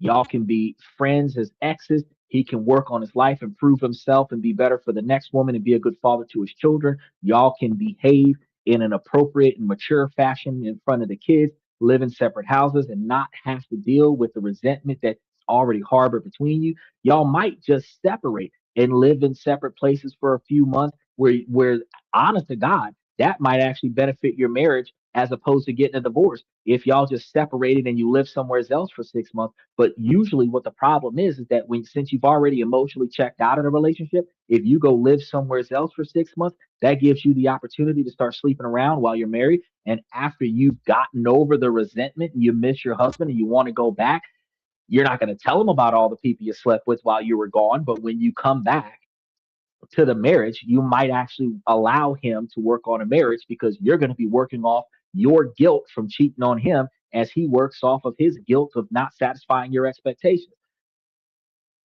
I don't believe that having an affair is the best way to resolve your issues, but I do believe that if y'all took a little bit of time apart so that you can get over your resentment, get a little bit of therapy, talk to the pastor at somebody else's church, not your church. Never talk to anybody in your inner circle about the failure of your marriage. You want to go talk to complete and utter strangers that have absolutely no investment in your life, in your reputation. That's the person you want to talk to. A completely non biased opinion. Why? Because your girlfriends are going to tell you to leave him because they don't want to be the only ones with nobody. You're going to have single mom telling you to leave them, single grandma telling you to leave them, single auntie telling you to leave them. You talk to some of the guys around the way, they're going to tell you to fix it. But the people who are giving you advice are going to be emotionally invested in one of the two people. If they're emotionally invested in you, they're going to tell you get rid of him. If they're emotionally invested in him, they're going to tell you to fix it. A third party is not just going to tell you that you should fix it. They're going to tell you how to fix it. Now, it's going to be up to you to try and fix it. But it's not going to be something that the man can do by himself. You guys have to be able to fix it together. Now, if you still don't want to fix it after you've gone through a little bit of therapy, he's still trying to improve, you can go to singular therapy. And then after doing a little bit of singular therapy to work on your resentment, then go to couples therapy. And if y'all can't work it out by the time y'all get out of couples therapy, go ahead and get a divorce. The divorce will be a lot faster because once you get the divorce after you've spent 12 months trying to work on a relationship, you would have covered a lot of areas that divorce would have forced you to do in the first place. Because if you just ask for divorce outright, they're going to give you 12-month period where they're going to force you to go through all of these steps to prove that you can't reconcile the marriage in the first place. And then they're going to grant you that divorce unless you guys do one of those no fault, yeah, everybody's gonna agree to divorce. But if you say I want a divorce and he says I don't want a divorce, I don't deserve this, he can fight against the divorce. And that could drag out in court for a long period of time. You would have to prove that divorce failed. So, that could be an issue. It's not always a cut and dry, like 15 minutes in Judge Joe Brown court and then y'all are divorced. It's not always that way. It can be that way, but it's not always that way. All right, let's go ahead and touch base with the next one. Does it bother you if she never or rarely initiates texts/calls, but she always responds when you do contact her? This is during the dating process within the first few months. Is this as a deal breaker for you?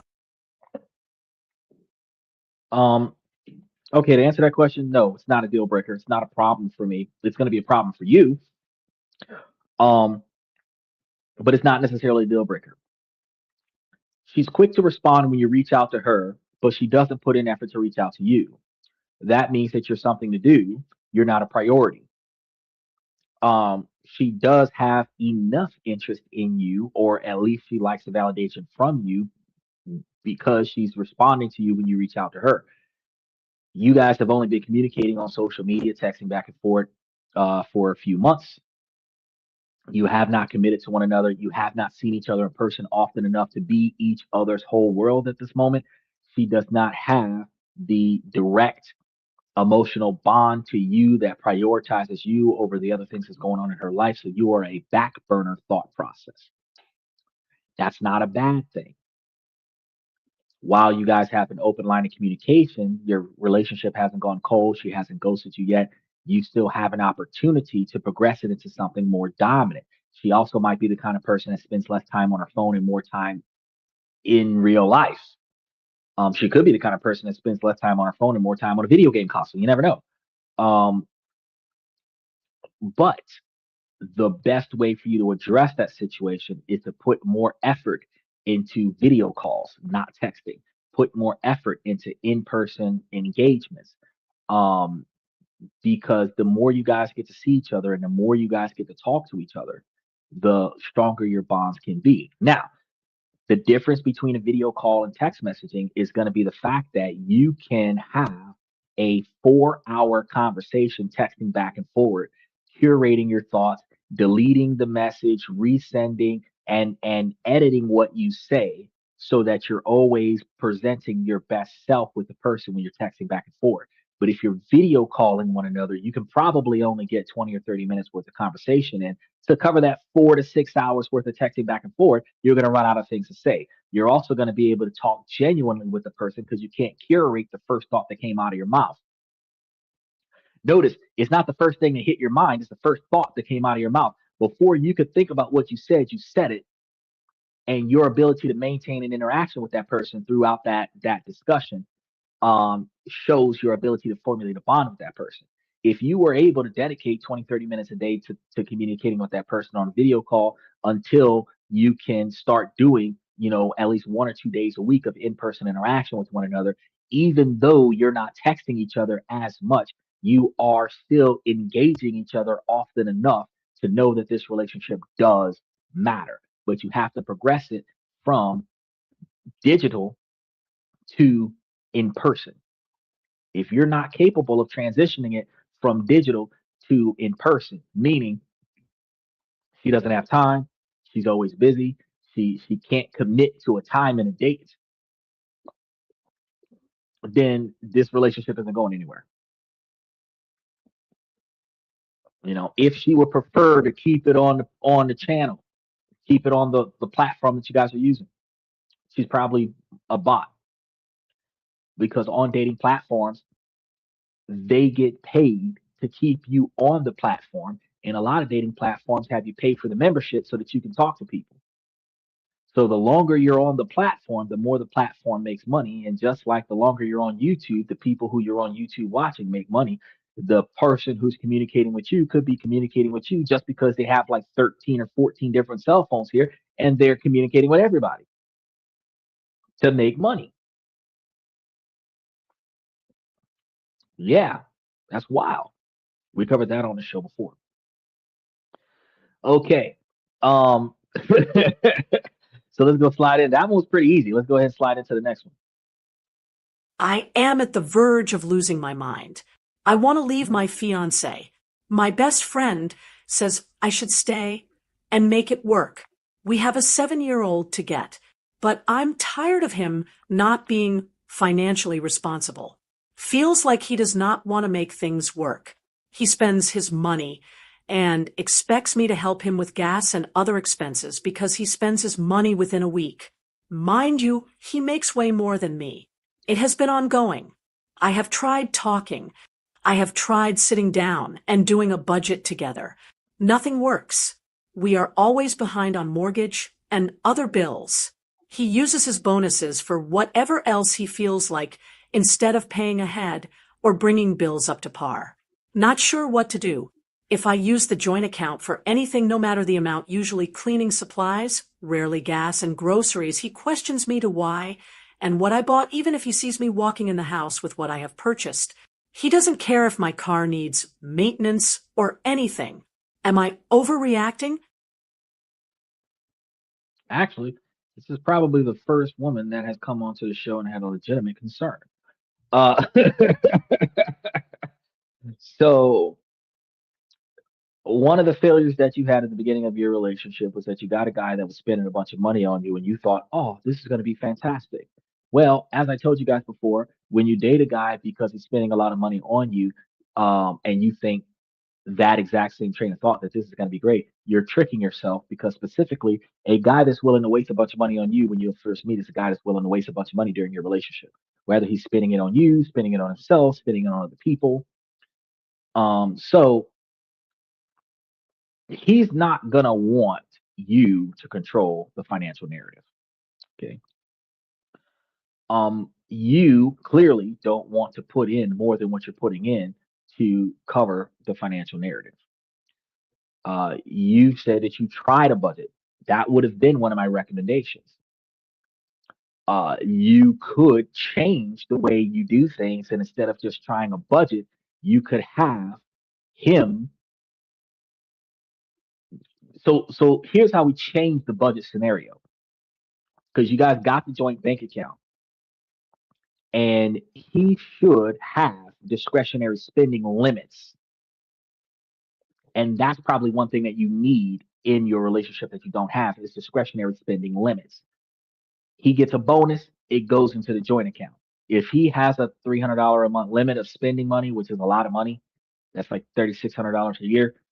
That's it. If he gets a $2,000 bonus, he's still only get 360. He's still only getting $300 a month, and buy what you're going to buy with that.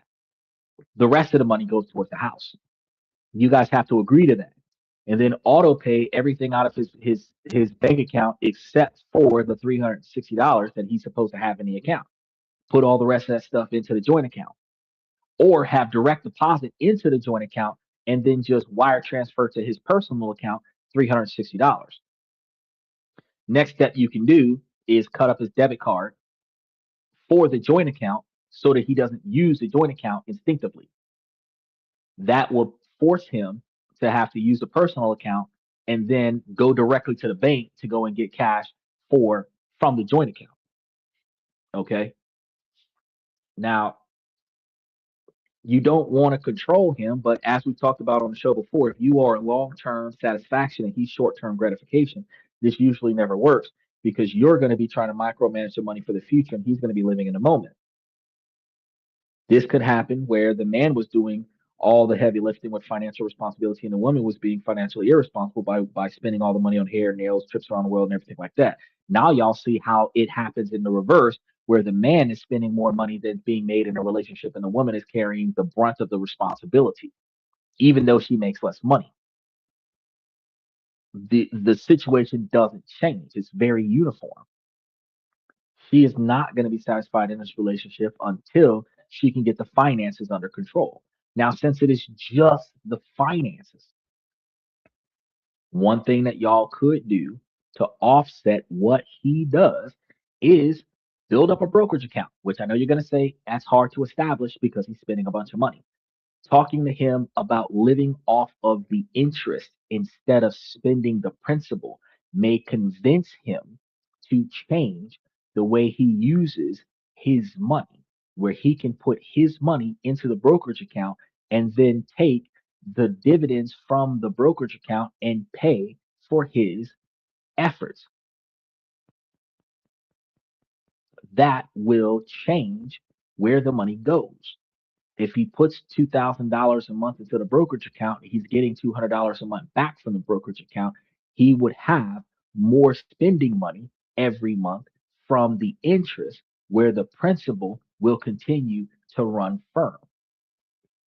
And if both of you are putting money into the brokerage account, where the brokerage account is paying enough money to pay for your standard of living, you won't be behind on the mortgage, light, gas, water, rent, car insurance, everything to that effect, which then allows for both of you to be in the position to utilize your money for something else, whether you use your money to continue to expand and he uses his money to live the life of Riley. The fact is that if y'all discuss investing the extra discretionary capital into a brokerage account where he then takes the dividend distribution and put that towards his entertainment, and also continue to set that cap at $300 a month. Or if you're going to go $400 a month, which is $100 a week, that anything over that 400 a week stays in a brokerage account. Then you can build the type of lifestyle where he has enough money to enjoy himself and y'all can get y'all's financial lives together. Now, if there's no other agreements, if the financial situation is still stressed, he's not changing financially, you can't make any headway. The only other option that you have, besides you covering the spread for him, which is going to leave a lot of resentment for you, is again to get the divorce. Because if you cannot under any circumstances force change from the other person. You can ask for it, but they don't have to give it. If you can make it make sense to them and they're willing to cooperate, then they can give it. But if they cannot give it, then you cannot receive it. And if you cannot receive it, you don't have to stay and be unhappy on a consistent basis, but you must try first. So you've done some stuff, but I recommend that you try this. Try, negotiating, reinvesting the dividends or reinvesting the discretionary spending into a brokerage account that pays dividends so that he can live off of his entertainment can cover or be covered by the dividends instead of the principal being covered by the dividends. Because also it could just be a spending issue where he's paying at the wrong time for something that he doesn't need, that he could wait on. So if you were to say, well, let's pay 2 months in advance and then make the reoccurring payments, where when he decides to go and buy something that he doesn't need to buy, that it's not negatively impacting the bills because the bills aren't due until next month. This month's bills are paid for. July is paid for. We're working on August bills right now. So if you take some money from the first and put it on something, the mortgage isn't late because we're working on August in July. Right? All right, let's touch base on another one.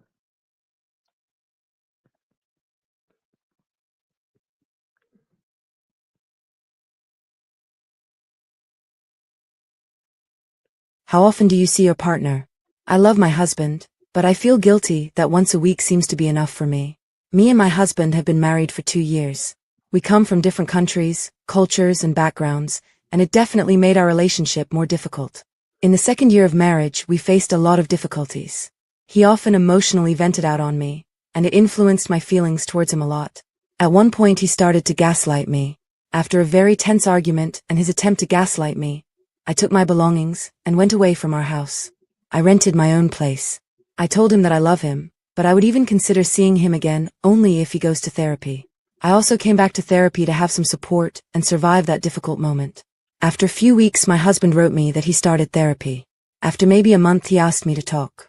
During that talk, he very seriously said that he had rethought his behavior, and he understood that he hadn't been a good husband. But he wants to be a better husband for me. After about 1 month, I agreed to try again. In his therapy, my husband found out some traumas, some issues. I don't want to go too much into his private details, but he's working on them. He realized that his attempts to gaslight me were a defensive mechanism. He told me that it doesn't justify what he did, that he is deeply sorry, and that he will do everything so it never happens again. And he actually never tried to do it again after that, and I appreciate his emotional growth. From that point, our relationship became better. There are some downsides, but we both are better versions of ourselves. Of course, people don't change their patterns fast, but I do see improvements in him, in me, and thus in our relationship. We are thinking about starting couples therapy to understand each other even better. Now to the main point. We still live separately, and we agree that we won't live together before we work on our issues in couples therapy. We both have busy jobs and we both have hobbies. Luckily, one mutual hobby is video gaming. And we both try to see each other as often as we can and spend happy time together. What bothers me is that after living separately, I've realized that I don't need to see my husband very often. I love him. I miss him when we're not together. I don't want a relationship with another man. But I feel like seeing each other 1, maximum 2, times per week is enough for me. When we see each other more often, I feel I have less time for myself, for my hobbies, and I sort of dissolve into him. The worst part is that I feel guilty about it. I have this voice in my head that tells me that when people are serious about their relationship, they want to see each other more and more often. And what if the fact that it's okay for me to not see each other often is a sign that I haven't gotten over our previous problems? Now, I talked with my husband about it, and he told me that the situation doesn't offend him. That if it's what I need right now, then it's okay, and maybe in the future it will change. But I can't stop feeling guilty. My therapist is on vacation. Even on the days when we don't see each other, we write to each other multiple times per day. We also now have a tradition that we have a video call every evening, sometimes just for a couple of minutes, sometimes for half an hour, depending on our moods. So I'd love to ask the community here, what do you think? Is it okay if you don't want to see your partner more often than 1 to 2 times per week? Okay, so here goes person number two. Fantastic, fantastic. Um, so you guys had some. I think you're misusing the word gaslighting. I'm just going to start there. The whole time I was sitting here waiting on the ability to jump in here and say something about that. I think you're misusing the word gaslighting, because gaslighting is when you are psychologically and emotionally manipulating the situation to confuse the other person into believing a lie. Gaslighting is not him um, being nice to you to some degree and then um, treating you bad because he's venting, because you said he emotionally vents on you. That's not gaslighting. If he was not telling you the truth about certain things because he didn't want conflict with you, that's not gaslighting either. That's just straight up lying. Okay. Um, Gaslighting would be more to the magnitude of blaming you for his behavior. That would be more to the magnitude. Well, that's more projecting, but I mean, twisting the narrative for you to believe that it's your fault. That would be more gaslighting. He recognizes that the error of his ways negatively impacted the relationship, and he's allowing you, or you guys are agreeing to, but he's allowing you guys to stay in separate places as y'all work on the situation. You've harbored enough resentment from him that you would prefer not to be in a relationship with him, but you don't want to actually leave him. So you are more content with being by yourself. Um, One, because there's no stress involved with being by yourself. And after spending a number of months or years in the type of relationship where chaos came out of nowhere on a frequent basis, now that you are in a scenario where no chaos occurs and you two do not spend enough time together for the chaos to manifest, you are in a more comfortable position, which is a self preservation tactic. So there's absolutely nothing wrong with that. Now your concern is that you really only want to give them like 1 or 2 days right now. And most healthy marriages and relationships are like every day. We're in the same house on a regular basis. But let's be honest, if y'all live together and y'all don't, where you both leave the house at the same time, you both come back to the house at the same time, and you both have the same days off. If that is not the dynamic, typically one of you is going to get up before the other one and go to work. Then the other person's going to go to work. The person who left and went to work early, more often than not, comes back home from work early. Then the other person comes back home from work. Not all the time are you guys able to be in the same place at the same time, but if you are, you're able to sit, like you said, play some video games and go to bed.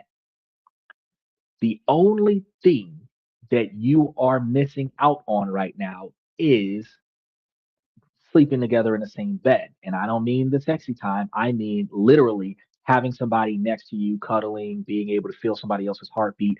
That is the only thing you're missing out of the relationship. Because truth be told, if he works afternoons and you work mornings, you come back in the evening, y'all only see each other in the middle of the night when he comes in from work. If he works nights and you work days, y'all only see each other in passing. If you work the early morning shift and he works the mid morning shift, y'all see each other in the afternoon time. But you're only seeing each other for a couple of hours a day. It might be every day. You might see more of your partner on your day off when they've got to work, or on their day off when you've got to work. But the average person spends more time away from their house at work than they do at the house with their partner. So the only thing that you're truly missing out on right now is if y'all sleep in the same bed every night, which isn't that big of a deal because you're working out the resentment that you guys have in your relationship. So if you're going to dedicate 1 or 2 days where y'all are going to go out and do something special and not fight, that is fantastic. Then if you guys are going to talk on the phone, video call, a couple of hours or a few minutes every day or a few minutes every other day, so you might Monday, Wednesday, Friday video call, but Tuesday, Thursday hang out kind of situation. And Saturday and Sunday, we're just gonna like kind of get ourselves together personally and revitalize ourselves to re-engage with the other person. That's a fantastic way to go. you have distanced yourself enough. And the other woman that said, "Oh well, I've been emotionally out of my relationship for over a year." This is the exact shit that I was talking about. You're working on your relationship where you're far enough apart from one another where you're not allowing the resentment to continue to get worse, but you're close enough to one another to continue working on a relationship and make the relationship better. This is a fantastic phase. So my recommendation to the lady, keep doing it. Keep doing it, because over time, if you guys continue to go through therapy, you continue to work on your relationships in individual therapy, but then start doing couples therapy where you guys start working on why you're not living in the same house and working on how to interact with one another, you may end up going back home because you have finally fixed the problem. I wouldn't go back into the same house without fixing a problem just to succumb to social expectations. No, you shouldn't be married and living in separate houses. You got plenty of people who are married and living in separate houses. You got plenty of people who are married and sleeping with people outside of the marriage and maintaining the marriage where the wife and the husband knows that the wife and the husband both have a partner that's not involved in the marriage. Don't pay attention to what society expects you to do. Pay attention to what works for you and what works for your marriage. So my recommendation is to keep doing what you're doing. Don't stress about it.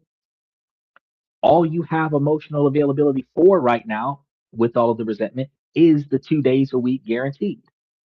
Start there. Eventually, it may become a weekend. Eventually, it may become a vacation. Eventually, it may become a regular basis. As long as you have the longing and desire to go back home, even though you're not willing to go back home, you are still connected to the relationship to a magnitude where you can fix it, you can make it work. Just don't give up on it. He's being patient, you be patient too. So we've had what, 2, 3 good ones out of the last year. Most of them have been catastrophic, but these 2, 3, I think that was fantastic. I think that was very good. All right, that was the last one. We covered a lot of them. I don't have any other ones. Remember, tomorrow Monday, we're going to be covering the financial laws that have changed recently. We're going to be talking about that tomorrow night, so y'all should come back to the show. We're going to be starting at about 11:30 Eastern Standard Time. I'm going to start by saying tonight, ladies, as long as the situation doesn't make sense, I'm going to keep asking you ladies to make it make sense. So ladies, please make it make sense. Fellas, I give you guys this information to make you guys higher value men, not just by improving your financial lives, but also by improving your decision-making skills in your personal lives. Ladies, while this is a male-driven podcast from the male's perspective, you too can make yourselves higher value women. One, by prioritizing your 20 or 30-year plan, and then reverse engineering that as to what you have to do today in order to get to where you want to be at in your future. While working on your 20 or 30-year plan, if you keep your eyes and ears open for the potential suitor with the right personality and characteristics, then you will be able to observe that person's determination and dedication, his decision-making skills, which is highly important, his integrity, his motivation, his admirations on how he accomplishes his goals, and then see what his goals are and see if those goals mesh well with your goals. Because while y'all don't have to have the exact same goals, if your goals are both headed in the same direction, where you both are working on long-term satisfaction, not short-term gratification, because as you heard today, the husband with the short-term gratification goals and the wife with the long-term satisfaction goals were not meshing together, leading to resentment from her, right? So if both of you are not heading towards long-term satisfaction, then you will find a lot of frustration and struggles in your relationship. If you guys are both headed in the same direction, you'll find that you can accomplish each other's goals a lot faster. And I tell you guys on a regular basis that 2 people can make it to $1 million faster than one. You guys just have to plan and work towards that goal. Now, I want to give a special shout out to FX Trader, Steven, Michael, and OG Kicks, Omni81, Red Boy, Danny Steffen. I really appreciate you guys for coming to this and that. I'm your host, Xander, where we talk about this, that, and everything in between. And I see you guys tomorrow.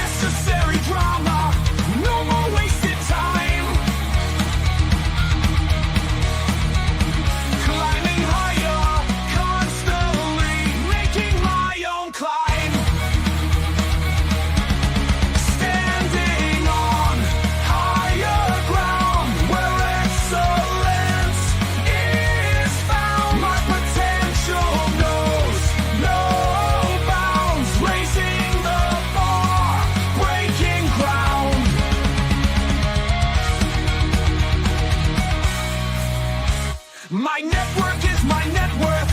Choose your company wise. Surround yourself with eagles, not with sheep in disguise. Every interaction is a reflection of my brand. Quality over quantity, that's my personal command. I'm not mounted on higher ground where excellence is found. My potential knows no bounds, raising the bar, breaking ground.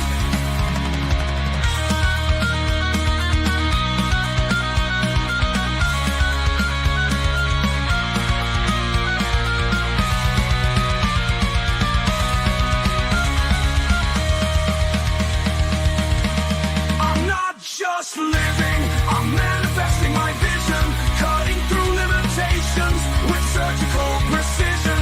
My expectations are my compass, my respect is my shield to mediocrity and chaos. I will never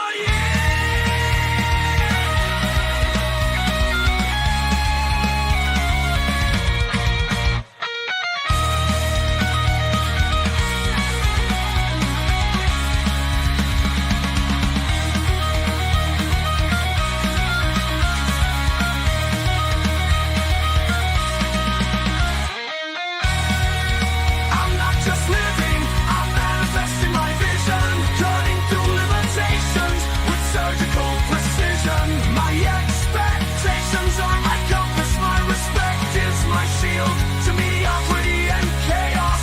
I will never yield.